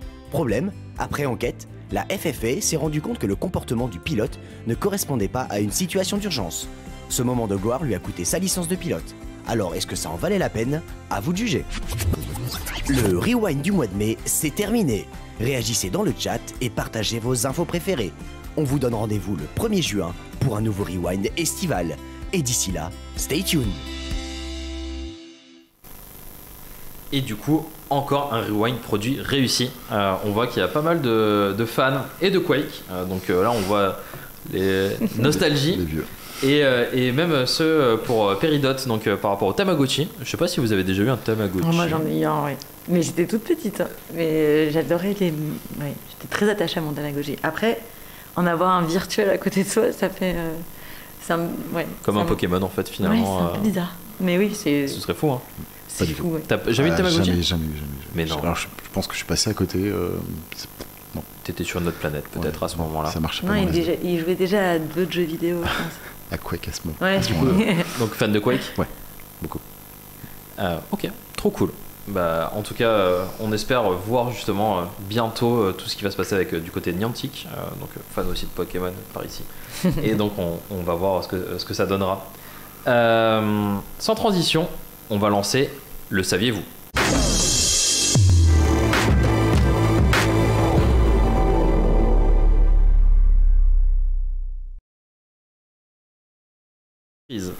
Le saviez-vous? Donc c'est une petite rubrique qu'on a fait. Justement, on va aborder un thème avec une question et vous allez essayer d'y répondre à cette question-là. Donc aujourd'hui, on va voir les dérives et les opportunités des réseaux sociaux. Donc est-ce que vous savez que en fait, vous connaissez TikTok? Oui. On en a parlé tout à l'heure. C'est très populaire auprès des adolescents, donc 18-24 ans. La plateforme a atteint actuellement 8 millions d'utilisateurs actifs en 3 ans. Donc c'est assez fou parce qu'il en fallu 4 pour Facebook et 6 pour Instagram. Donc c'est quand même assez huge. On sait que ça rend addict. Ouais. On voit qu'il y a de plus en plus de rapports par rapport à ça. Et je vais vous demander, selon vous, quels sont les plus jeunes consommateurs du contenu TikTok au Royaume-Uni? Quel âge ont-ils en moyenne? Les plus jeunes en moyenne. Ouais, il y a une grosse partie d'une population qui regarde TikTok, et donc cette partie-là, quel est l'âge le plus jeune en fait D'accord. qui regarde TikTok? C'est pas juste quelqu'un qui est un nouveau. C'est pas le plus jeune. Oui, c'est pas le plus jeune. La moyenne des plus jeunes. Oui, c'est ça. En gros, c'est une grosse population qui regarde ça. Ok, je dirais 6 ans. 6 ans, ok. Il faut quand même avoir un smartphone. Ils prennent ses parents, je peux te garantir. Non, moi je dirais, ça doit être, je pense, 12 ans à partir du moment où il doit être au collège, en tout cas dans ces âges-là, 12-13 ans. C'est complètement faux. Très bien. C'est bien plus jeune que 6 ans. Ah bon? C'est 3-4 ans. C'est trop triste. Il y a 16% des utilisateurs de TikTok qui ont 3-4 ans. C'est en fait les parents qui donnent leur téléphone lorsqu'ils vont faire les courses ou autre à des enfants de 3-4 ans. J'étais pas sûr que ça soit ce qui était marqué derrière en fait. Et bah. j'ai pas osé, donc. T'as pas osé. Donc, qui a spoil, mais la régie est nulle et virée du coup. Mais en tout cas, oui, du coup. La plus grande moyenne est quand même dans ce que toi tu disais. Ouais, 5-7 ans 8, et après 8-11 ans. Ouais, c'est ça. Mais les plus jeunes en 3-4 ans, c'est triste quand même. Bah, légalement en plus c'est interdit. Ouais, bah oui. C'est moins de 13 ans en plus, c'est pas interdit au moins de 13 ans je crois. Interdit environ. Ouais, je crois que c'est Ça commence à faire comme beaucoup, Twitter aussi. peu Donc c'est assez triste. Donc on voit des oupsies. Donc on voit Oimat qui disait à 3 ans je mangeais de la terre. C'est peut-être pas très bon, mais en tout cas. Ça rend pas addict. On voit ce que ça donne. Ça rend pas addict. Politique de la super influenceuse. Les plateformes de vidéo et streaming sont un vrai terrain de communication et de visibilité facile à mettre en place. Ça, on le sait. Qui ne coûte pas cher et c'est accessible à tous, toutes. Ça, c'est un vrai sujet. On le voit de plus en plus. On a de plus en plus d'influenceurs sur les plateformes. Combien d'heures de temps de parole a consacré Jean-Luc Mélenchon sur YouTube et Twitch en tout entre janvier et mars 2022? Donc, c'est-à-dire hors des plateaux de télé où il y a justement. C'est une bonne question, ça. Un décompte, et là il n'y a aucun décompte, donc c'est aussi pour la politique. Ah oui, j'ai aucune idée de. Ah, ça passe hors du CSA Ah oui. de faire ça. Ah ouais, bien vu. Et oui. N'importe qui peut le faire. Oui, donc ça fait 3 mois. Moi je dis Je qu'il y a une vingtaine d'heures. de- N'importe quoi. Ouais. Moi, je En dirais attendant, une je bo- vois aussi que la régie est en train de pleurer dans le chat. RIP la régie. une bonne Donc, quarantaine. ils vont durer. Ouais, une bonne Qu'est-ce qui se quarantaine passe d'heures. Quarantaine d'heures. Ouais. C'est énorme. Moi, j'ai Ah dit ouais, mais en 20, même temps, si c'est cumulé Instagram, il suffit de mettre un. C'était que Twitch et YouTube. Ah oui. Ouais, Ce mais ne sont bon. que ces deux plateformes. Une discussion d'une heure. On n'est pas une encore sur discussion de 2 TikTok. heures. On n'est pas encore sur TikTok avec Jean-Luc Ouais, je dirais- Mélenchon. Ouais, une quarantaine d'heures. Je reste dessus. Moi, je reste une vingtaine d'heures. C'est plus proche d'une vingtaine d'heures, c'est 18h37. Donc c'est-à-dire qu'ils sont en C'est dehors énorme. de tout ce qui va être chronométré. Et Éric Zemmour, par exemple, a cumulé 15h11. Et donc ça diminue petit à petit, en fait, selon les candidats. Je crois que c'était Jean Lassalle avec 39 minutes. Dans son Ça temps. décroît. Est-ce que c'est proportionnel C'est de vote peut-être, mais en tout cas, c'était donc les petits fun facts sur les réseaux sociaux et on voit qu'il y a quand même une évolution claire et nette, en tout cas de notre mode de consommation. On va parler du deuxième sujet. Vous l'avez dit plusieurs fois, vous avez changé aussi un petit peu, en tout cas vous êtes passé d'un produit qui était en interne à du SaaS. Tout à fait. Qu'est-ce qui a fait que en fait vous êtes passé d'un business model, enfin de quelque chose d'interne à vraiment externe? Est-ce que c'était au niveau business? Est-ce que c'était des appels du pied quand vous avez présenté en fait à droite à gauche ce projet parce que c'était quelque chose d'interne? Comment ça s'est fait? Alors, on n'a pas abandonné la plateforme pour l'interne, Ouais. parce que c'est important de dire que le business model n'a pas complètement changé. Ok. On fait les deux en parallèle, sachant que en interne, ce qu'on utilise va être complètement vendu en externe. C'est-à-dire qu'en gros, nos premiers utilisateurs de notre plateforme SaaS, c'est nos utilisateurs internes. Ce sont nos utilisateurs internes.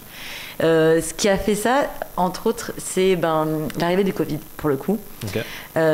Au moment de l'arrivée du Covid, on lançait notre fonctionnalité Instant, dont je vous ai parlé tout à l'heure, c'est-à-dire que pour les petits tickets, donc au-dessous de 250 000 euros, on peut proposer en fait à l'utilisateur d'avoir une réponse en quelques minutes. Donc il fait sa demande, en quelques minutes il a une offre et il peut avoir son projet abouti en quelques jours. Donc on l'a sorti juste à ce moment en fait du Covid et les grandes banques à ce moment-là ont vu rapidement arriver des demandes, une volumétrie de demandes pour les prêts garantis par l'État qui était assez impressionnante pour les petites et moyennes entreprises. Et comme tout un chacun le sait, les grandes banques aujourd'hui ne font pas du full digital. C'est-à-dire qu'au moment où on a dû fermer toutes les banques et fermer en fait toute la France, on va dire, pour le confinement, elles n'étaient pas capables de faire ce pas, de faire du full digital, puisque elles n'avaient pas mis en place quoi que ce soit aligné avec ça. Et donc du coup, quand elles ont vu notre instant process arriver sur le marché avec nous, en fait, on voit jamais notre utilisateur. Donc on a mis des outils en interne qui nous permettent d'analyser les probabilités de fraude, les probabilités de risque, sans avoir à voir notre utilisateur en direct. Tout ça, en fait, c'était des outils qui leur manquaient à eux pour pouvoir procéder à déjà un prêt beaucoup plus rapide et aussi de pouvoir faire un projet en full digital. Donc elles sont venues vers nous en nous disant est-ce qu'on ne peut pas utiliser votre techno en marque blanche. Et on a eu également en fait les néobanques qui se sont adressées à nous parce qu'entre autres elles n'avaient pas la capacité de faire du crédit, elles ne sont pas habilitées à le faire et entre autres pour faire un prêt garanti par l'État, elles étaient obligées de pouvoir le faire, en tout cas pour venir en aide à leurs utilisateurs quotidiens. Elles n'y arrivaient pas à pouvoir en fait servir cette demande-là, ce qui fait qu'en fait tous leurs utilisateurs étaient obligés de créer un compte dans les grandes banques pour pouvoir en fait avoir un prêt garanti par l'État. Donc elles perdaient des utilisateurs et nous on leur donnait en fait accès à cette nouvelle fonctionnalité de crédit en faisant en fait du prêt directement embarqué via API sur leur plateforme. Et donc, à partir de ce moment-là, on a vu une opportunité de marché puisqu'elles sont venues directement vers nous proposer ça. On avait face à nous, en fait, un produit qui était utilisé en interne, et comme chacun le sait, quand c'est utilisé en interne, les fonctionnalités sont définies, mais elles ne sont pas parfaites, il y a des petits trous dans la raquette, et puis on se permet des choses quand on s'est fait en interne qu'on ne pourrait pas vendre en externe. En tout cas, sur une partie du produit. Et donc, on a dû aussi réfléchir à l'architecture fonctionnelle pour pouvoir proposer ça en SaaS. C'est-à-dire qu'on n'était pas structuré ni techniquement ni fonctionnellement pour avoir un produit délivré en SaaS. Il a fallu y réfléchir pour pouvoir en fait le mettre en production. Donc on a sélectionné une des banques qui était venue vers nous pour pouvoir en fait lancer un POC qui était un POC vraiment. On a fait ça vraiment avec les moyens du bord, on va dire, et en parallèle, on construisait en fait toute cette architecture fonctionnelle et technique qui nous permettait de le vendre en SaaS avec toute l'évaluation de comment on va faire payer, quel type de facturation, quelles seraient les logiques en fait de segmentation de la data pour pouvoir en fait isoler et anonymiser l'ensemble de tout ça. Donc il y avait beaucoup de problématiques derrière, mais une des problématiques auxquelles on ne pense pas nécessairement, et c'est pour ça que c'est important d'en parler ici, c'est à quel point le fait de le vendre en SaaS et de le vendre en externe va impacter en fait les interfaces et aussi l'UX de la structure. Et là, je préfère laisser en parler Max. Mais oui, en fait, sur ça, alors c'est pas préparé, comment on vient de faire ça. Mais, c'est pas du tout préparé. Mais, non, en fait, comme dit Sarah, c'est qu'il y a des trous dans la raquette quand on fait l'outil interne parce que finalement nos collègues sont à l'étage en dessous et on peut leur expliquer ce qui va pas. On va avoir des termes qui sont très centrés sur notre entreprise, donc parce que ils utilisent ça depuis 6 ans, donc pour eux c'est normal. Puis d'un coup on se rend compte qu'en mettant à l'externe, en fait tout le monde ne comprend pas, même s'ils sont dans la finance et qu'ils sont dans le même domaine, ils n'utilisent pas la même chose. Le terme est anglicisé. Et non, ils parlent français, ils veulent pas voir ça. Donc on a vu déjà ces petites problématiques là, et surtout là maintenant on en est à un moment où en fait l'outil il part de l'interne pour aller vers l'externe. Donc il y a plein de choses qui ont été faites sur les outils, qui sont surtout dédiés à l'interne, qui seront pas voués à aller à l'externe peut-être plus tard, mais pas. Pour le moment, pas du tout, parce que c'est vraiment des process internes et il n'y a pas de nécessité de les mettre à l'externe. Mais le problème, c'est qu'on va prendre ça, le mettre à l'externe, enlever la couche qui est spécifique à October, et donner ça à l'externe. Et le problème de ça, c'est que c'est là où on se rend compte qu'il y a pas mal de trous, que c'est très tourné sur comment nous on fonctionne, et qu'il y a des choses qui ne fonctionnent pas parce que ça ne marche pas pour de l'externe, parce que ça rentre dans un process et on le sort d'un process, mais d'un coup c'est plus lié, donc c'est plus logique. Donc là, la grosse problématique qu'il y a, c'est qu'il y a deux choses. Il y a d'un côté réussir à parler à des utilisateurs externes. Donc c'est pour ça qu'on a recruté quelqu'un justement en UX Writing pour nous aider sur cette partie-là, parce qu'à un moment on est un peu aussi limité sur tout ça.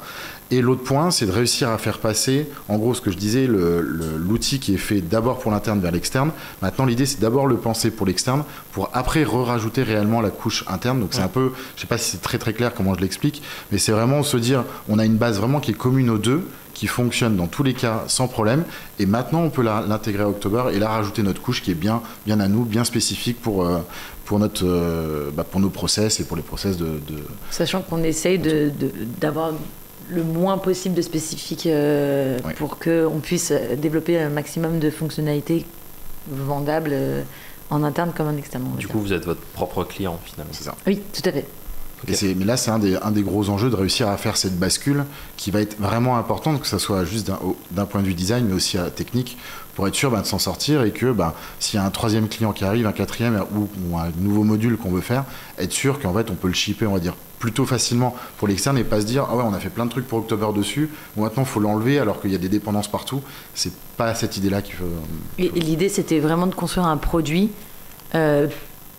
qui utilise exactement ce qu'on avait déjà construit, puisque c'était quand même massif comme produit, et pas de reconstruire une plateforme ou de dupliquer une plateforme qu'on va vendre en externe et de multiplier le nombre de développeurs par le nombre de projets. C'était vraiment de vendre le produit qu'on utilise en interne.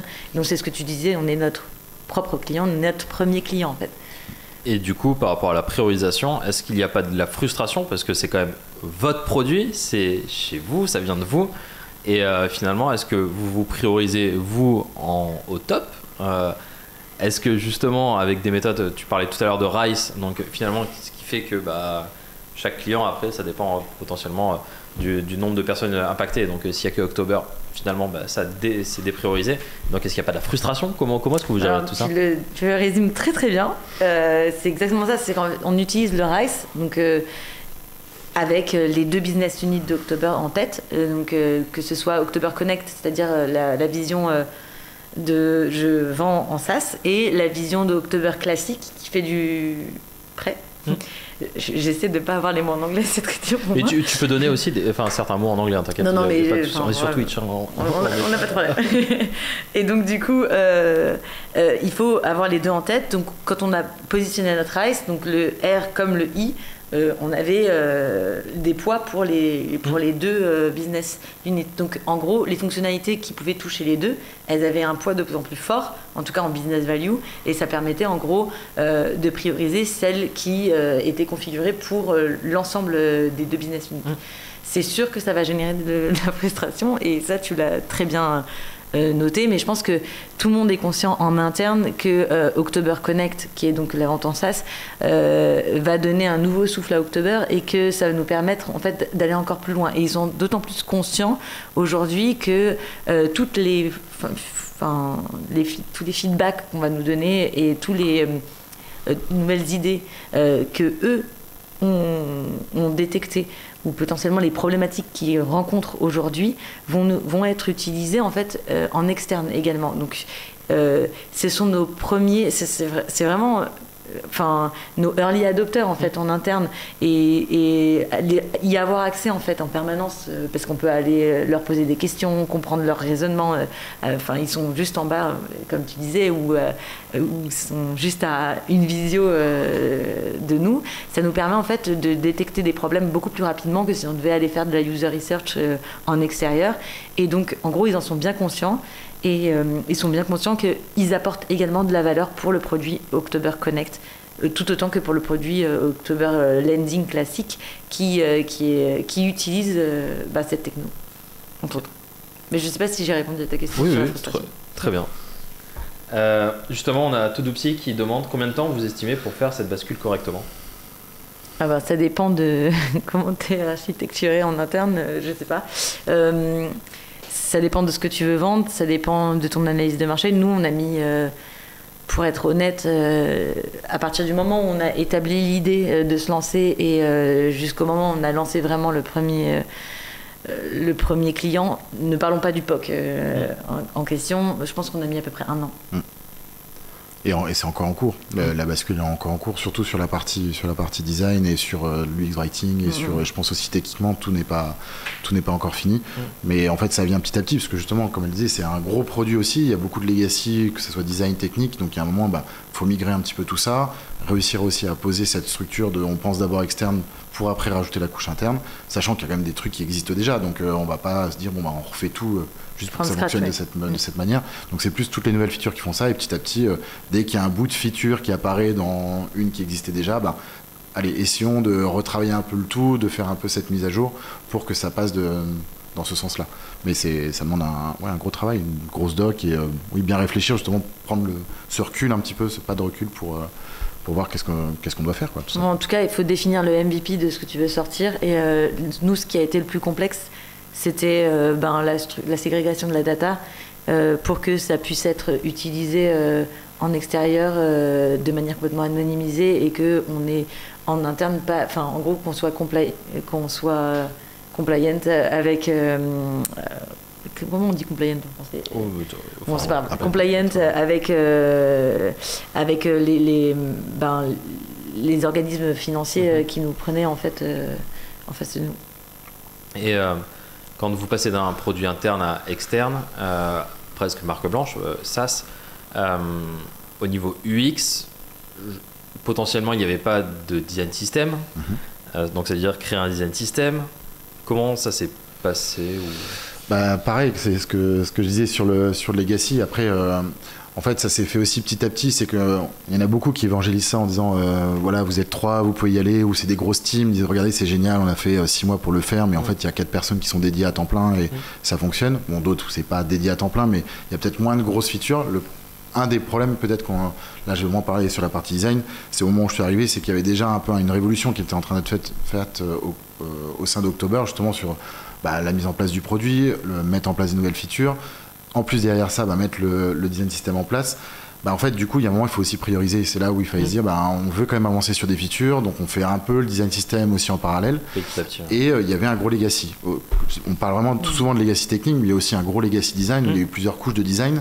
Il y en avait une dernière qui était là, mais on fait 3, 4, donc il faut déjà réussir à prendre tout ça en place et de se dire, on va pas juste perdre 6 mois à tout refaire et on pose un design system et on passe sur autre chose. Donc tout a été fait en parallèle. Quand on était à 2, c'était quand même assez compliqué. On a essayé quand même de faire des choses, on a regroupé tout et on a commencé à prendre certaines décisions. Deux au product design. Oui, 2 au product design, pardon. Et avec l'arrivée d'un 3e, où là, ça a été plus simple. En plus, c'est quelqu'un qui avait vraiment envie de travailler dessus, donc il a un peu pris les rênes de ça. Et on a commencé à mettre tout le process en place. Et justement, en fait, en soi, on avait un gros UI kit, pour faire simple. Et là, maintenant, on est vraiment en train de le structurer. La prochaine étape, c'est que ça passe plus sur la partie technique, donc avec Storybook, etc., pour justement vraiment que ça suive côté technique. Et on aura fait un bon pas. Mais là, côté design, il y a beaucoup de choses qui ont été faites. Tout n'est pas parfait, comme souvent.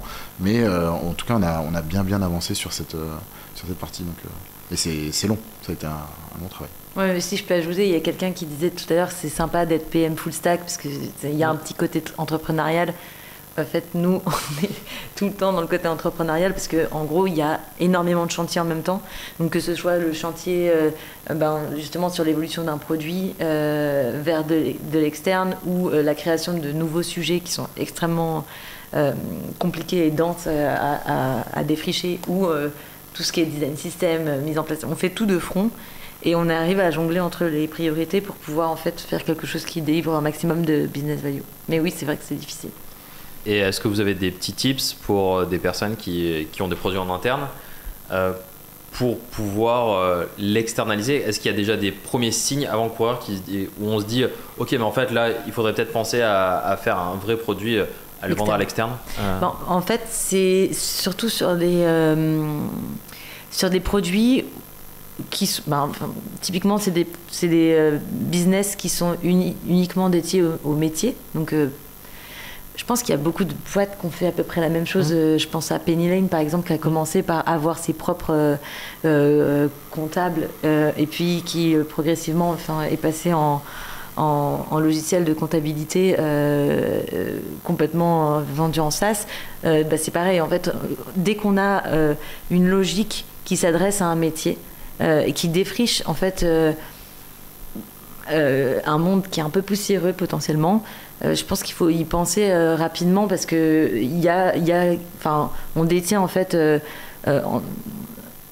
la valeur produit qui est donnée pour des personnes qui aujourd'hui ne peuvent pas se lancer là-dedans parce que c'est complètement en dehors de ce qu'elles pourraient imaginer ou envisager. Et les prémices de ça, c'est de sentir qu'on est dans un métier qui ont besoin de techno et qu'on peut appliquer les mêmes process qu'on utilise en interne vers l'externe. Et il faut aussi analyser le fait que ça ne cannibalise pas notre propre marché. Donc bien comprendre que si on se lance en SaaS, ça veut dire que potentiellement un autre organisme de prêt pourrait utiliser en fait nos propres algorithmes. Nous, ça nous dérange pas parce qu'on sait où est-ce qu'on est positionné sur le marché. On avait déjà un certain nombre d'années en fait d'existence en tant que prêteur. Donc on sait très bien où est-ce qu'on est positionné et que si on met nos différents modules et nos différents outils en vente en SaaS, ça n'allait pas nous cannibaliser le marché. Donc du coup, nous on s'est lancé là-dessus. Je ne sais pas si c'est assez précis comme réponse. Pour moi, il faut juste sentir les opportunités marché, regarder en fait si c'est quelque chose d'intéressant à proposer au monde dans lequel on est, le secteur. J'ai pas grand-chose à dire sur ça. Après, je pense que c'est aussi une vision de... j'allais dire que nous c'était assez simple parce qu'on a voulu développer des outils en interne et d'un coup on s'est dit mais en fait on développe, chaque outil peut être une start-up à part entière et effectivement il y a un outil qu'on fait, il y a une boîte qui fait quasiment la même chose mais vraiment qui est dédiée à ça, qui a levé 15 millions de dollars, donc on se dit en fait notre outil on peut aussi nous le vendre à l'externe mais du coup on va le vendre mais avec tout le reste, avec les autres modules et là ça va vraiment faire plus gros outil, plus utilisable pour tout le monde, au lieu d'être encore un qui apparaît dans une galaxie. Donc je pense que c'est ça. Et puis, enfin, vraiment pour préciser, nous, ce qui nous différencie en fait des autres chez October, c'est aussi l'UX et la facilité en fait d'acquérir un prêt hyper rapidement pour nos emprunteurs. Ça, c'est quelque chose qui a vraiment de la valeur. Et je pense que les anciennes sociétés qui sont sur des marchés un peu vieillissants n'ont pas conscience en fait que l'UX a une vraie valeur business. Et pour moi, en fait, la crise du Covid a révélé ça, mais de manière criante dans le monde du prêt. Et je pense qu'elle a dû le réveiller pour d'autres choses. Et je pense qu'il faut juste le sentir à ce moment-là. Vraiment valoriser l'UX aussi. Très clairement. Et c'est pour ça qu'on en parlait du coup de cette évolution de poste de UI qu'on voyait qui évolue de plus en plus. Tu parlais de X-Writer, c'est maintenant des nouveaux postes aussi qu'on voit de plus en plus. Donc j'ai l'impression que ça se structure bien sur cette partie product design et c'est vraiment quelque chose qui aura vraiment encore plus d'avenir au fur et à mesure des années. En fait, c'est assez important, mais ça vient toujours avec aussi le fait que l'entreprise grossisse ou que on a de plus en plus de features. C'est que normalement, on a toujours dit l'UX Writing, ça fait partie une des cordes de l'arc du product design. Je sais pas du tout ce que je suis en train de dire. Bref, c'est un truc qu'il doit savoir faire et on nous en parle plein. Mais à un moment, il faut aussi savoir parler. Il y a des moments où on est bloqué dessus. On dit je tourne le truc dans tous les sens, ça marche pas. Quelqu'un qui est dédié à ça, qui sait vraiment faire du UX-writing ou du copywriting ou les deux, et ça c'est encore mieux. Ça va permettre de vraiment avancer plus en profondeur, d'être beaucoup plus structuré. Parce que les bases, sans dire qu'on les a tous, mais c'est relativement simple. Mais dès qu'il faut rentrer dans des détails de est-ce qu'on dit vérification ou validation et de réussir à le mettre dans plusieurs langues, là, il y a un moment, on est vite perdu, quoi. Donc, puis, il y a plusieurs personas. Donc, du coup, il y a des personas qui sont très, très à l'aise avec le monde de la finance et d'autres qui ne comprennent pas du tout, puisqu'on a des prêteurs particuliers qui sont pas... ils ne viennent pas de ce monde-là. Et donc, il faut pouvoir parler à toutes ces personnes différentes. En plus, on a de nouveaux utilisateurs maintenant avec les personnes en externe. Donc, vraiment, le poste du UX-Writing, maintenant, il est clé chez nous. Et on attend la personne qui devrait arriver avec impatience sur le sujet. Donc voilà. Et d'ailleurs, c'est pour ça aussi que nous, on croit aussi chez Weavoo vraiment que le PM, tu parlais justement, on a plusieurs sensibilités, mais d'avoir aussi cette sensibilité justement sur la partie UX, en tout cas product design, c'est hyper important. Et pour ça, nous, on crée aussi des formations justement sur cette partie, comment est-ce qu'on fait pour faire monter en compétence les product managers sur cette partie, justement, parce que c'est vraiment hyper important et c'est vraiment clé aussi, tout comme avoir cet aspect business, mais aussi du coup avoir cet aspect justement product design qui est hyper important. Après, on ne peut pas être fort partout. Non, pas grave. On ne peut pas, mais avoir cette sensibilité comme l'aspect technique, comme l'aspect data et autres, des fois on va avoir des bonnes appétences et d'autres fois non. Tout à fait. Malheureusement. On a Aint One qui pose du coup la dernière question avant qu'on passe justement au jeu.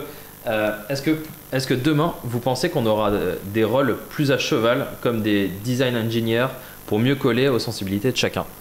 C'est hyper intéressant comme vision. Non, mais j'ai beaucoup parlé. T'es parti. Non, mais je sais pas ce que ferait un design engineer, mais pourquoi pas. Je pense qu'on sait pas ce que...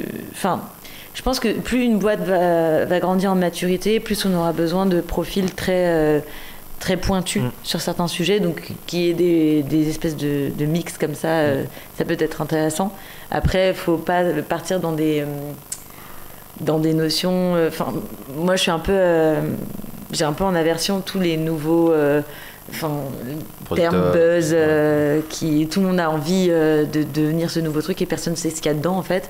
Je fais vraiment attention à ça. Après, je pense qu'il y a probablement des domaines extrêmement pointus. Donc je parle du UX-Writing par exemple et j'en vois tout son sens en fait chez nous. Faut voir aussi à quel moment on introduit quel type de nouveaux profils.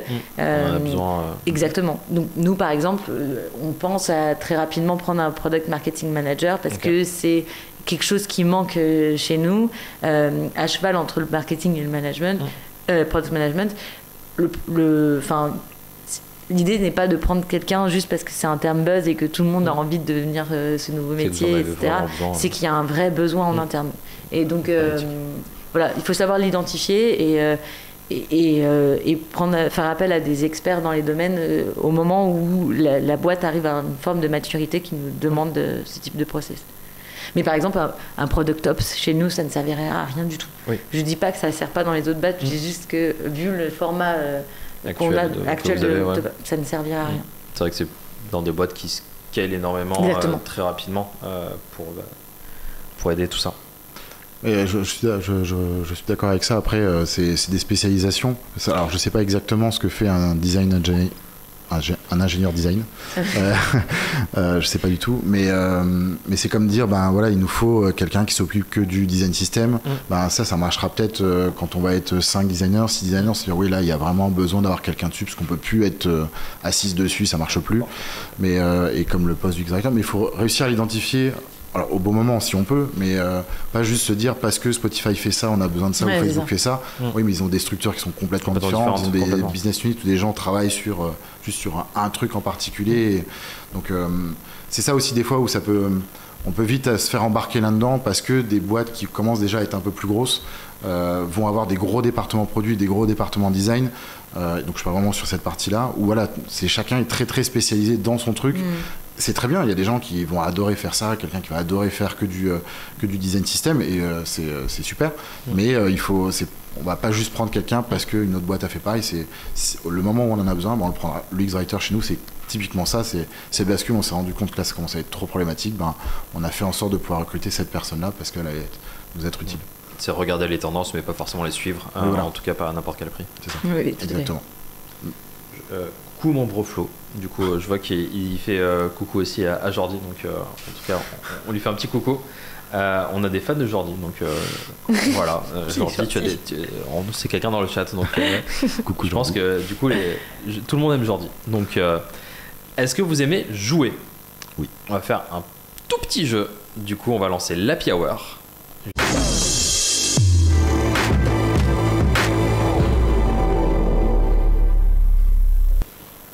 Fumer. Ah c'est bon? Je vois des oui, des peut-être. La régie est virée définitivement. Donc on me dit dans l'oreillette que c'est un nouveau jeu. Très bien. Et donc on parlait un petit peu de storytelling. Et bien justement on va vous mettre à l'épreuve sur du storytelling. Et donc vous allez devoir raconter en fait ce que vous voyez sur cette image en racontant toute une histoire.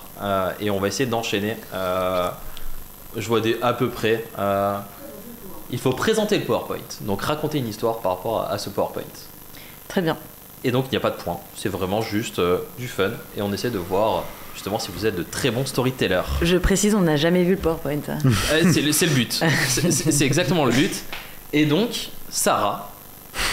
On va parler aujourd'hui de chien versus chat. Tout à fait. Alors c'est un sujet extrêmement chaud en ce moment. Donc, Maxime est mort.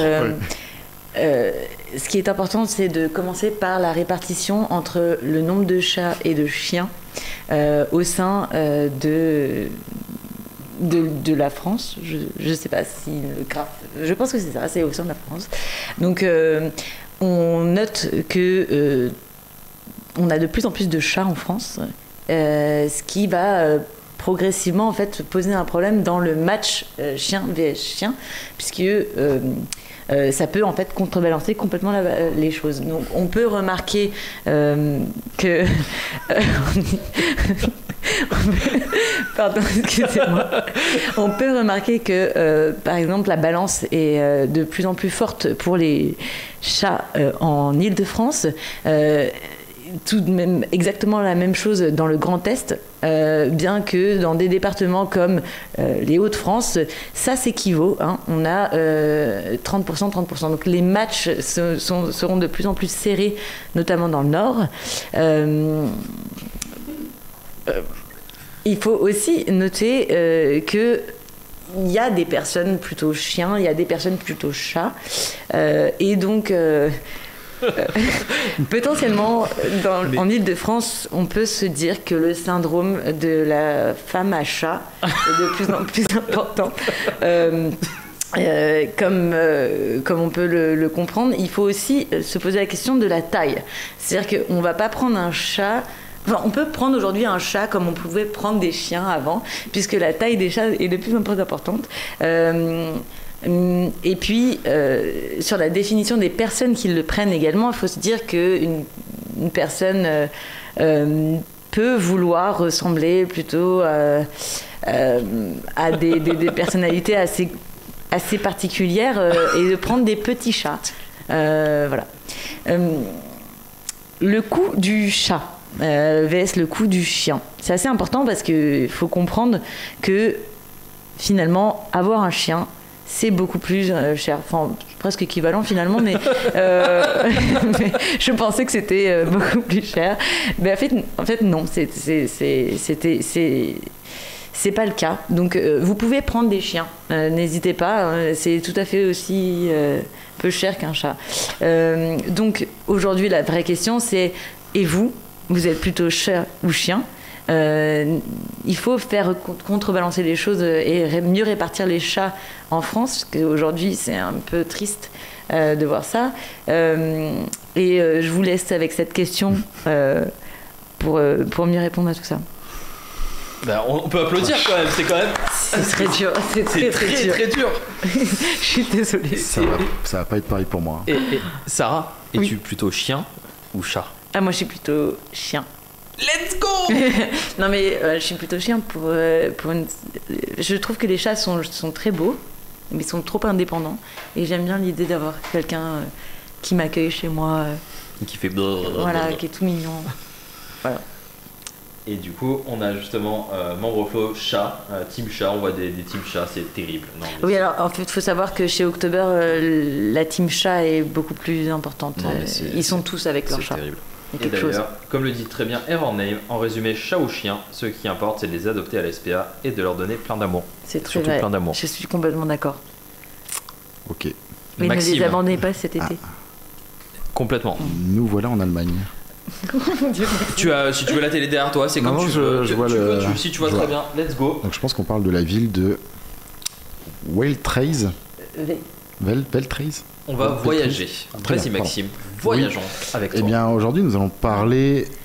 Tout le monde pense que tu es allemand, c'est bon. Tout le monde parle que je suis. Alors, bonjour la communauté allemande. Aujourd'hui on va parler d'une ville qui s'appelle Veltraise. Donc comme vous pouvez le voir, elle est située à environ 9567 km de Tokyo. C'est assez intéressant. Et merde. Du coup, pour aller là-bas, il est important de se munir d'un passeport. Oh, putain, je comprends rien. Voilà, il est important d'avoir un passeport. Donc, si vous voulez rentrer en Allemagne, en fait, il vous faut un passeport, même si vous êtes dans l'Union européenne. Et surtout, et ça faut vraiment pas le négliger, c'est d'avoir une magnifique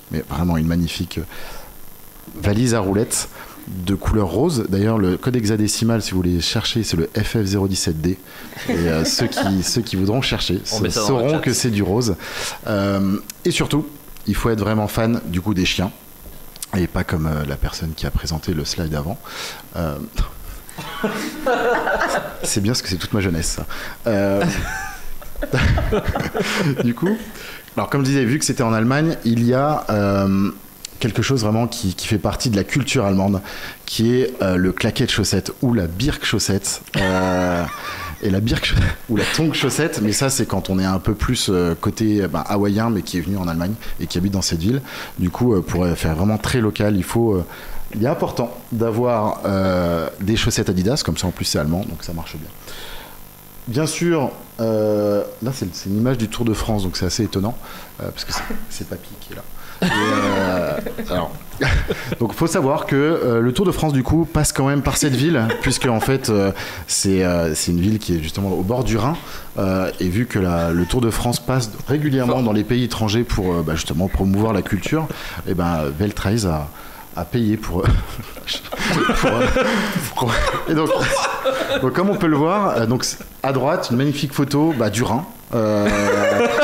Et c'est un espace assez paradisiaque. Il y a un microclimat là-bas qui nous permet ainsi d'avoir des dauphins qui nagent comme ça entre Strasbourg et Veltrez.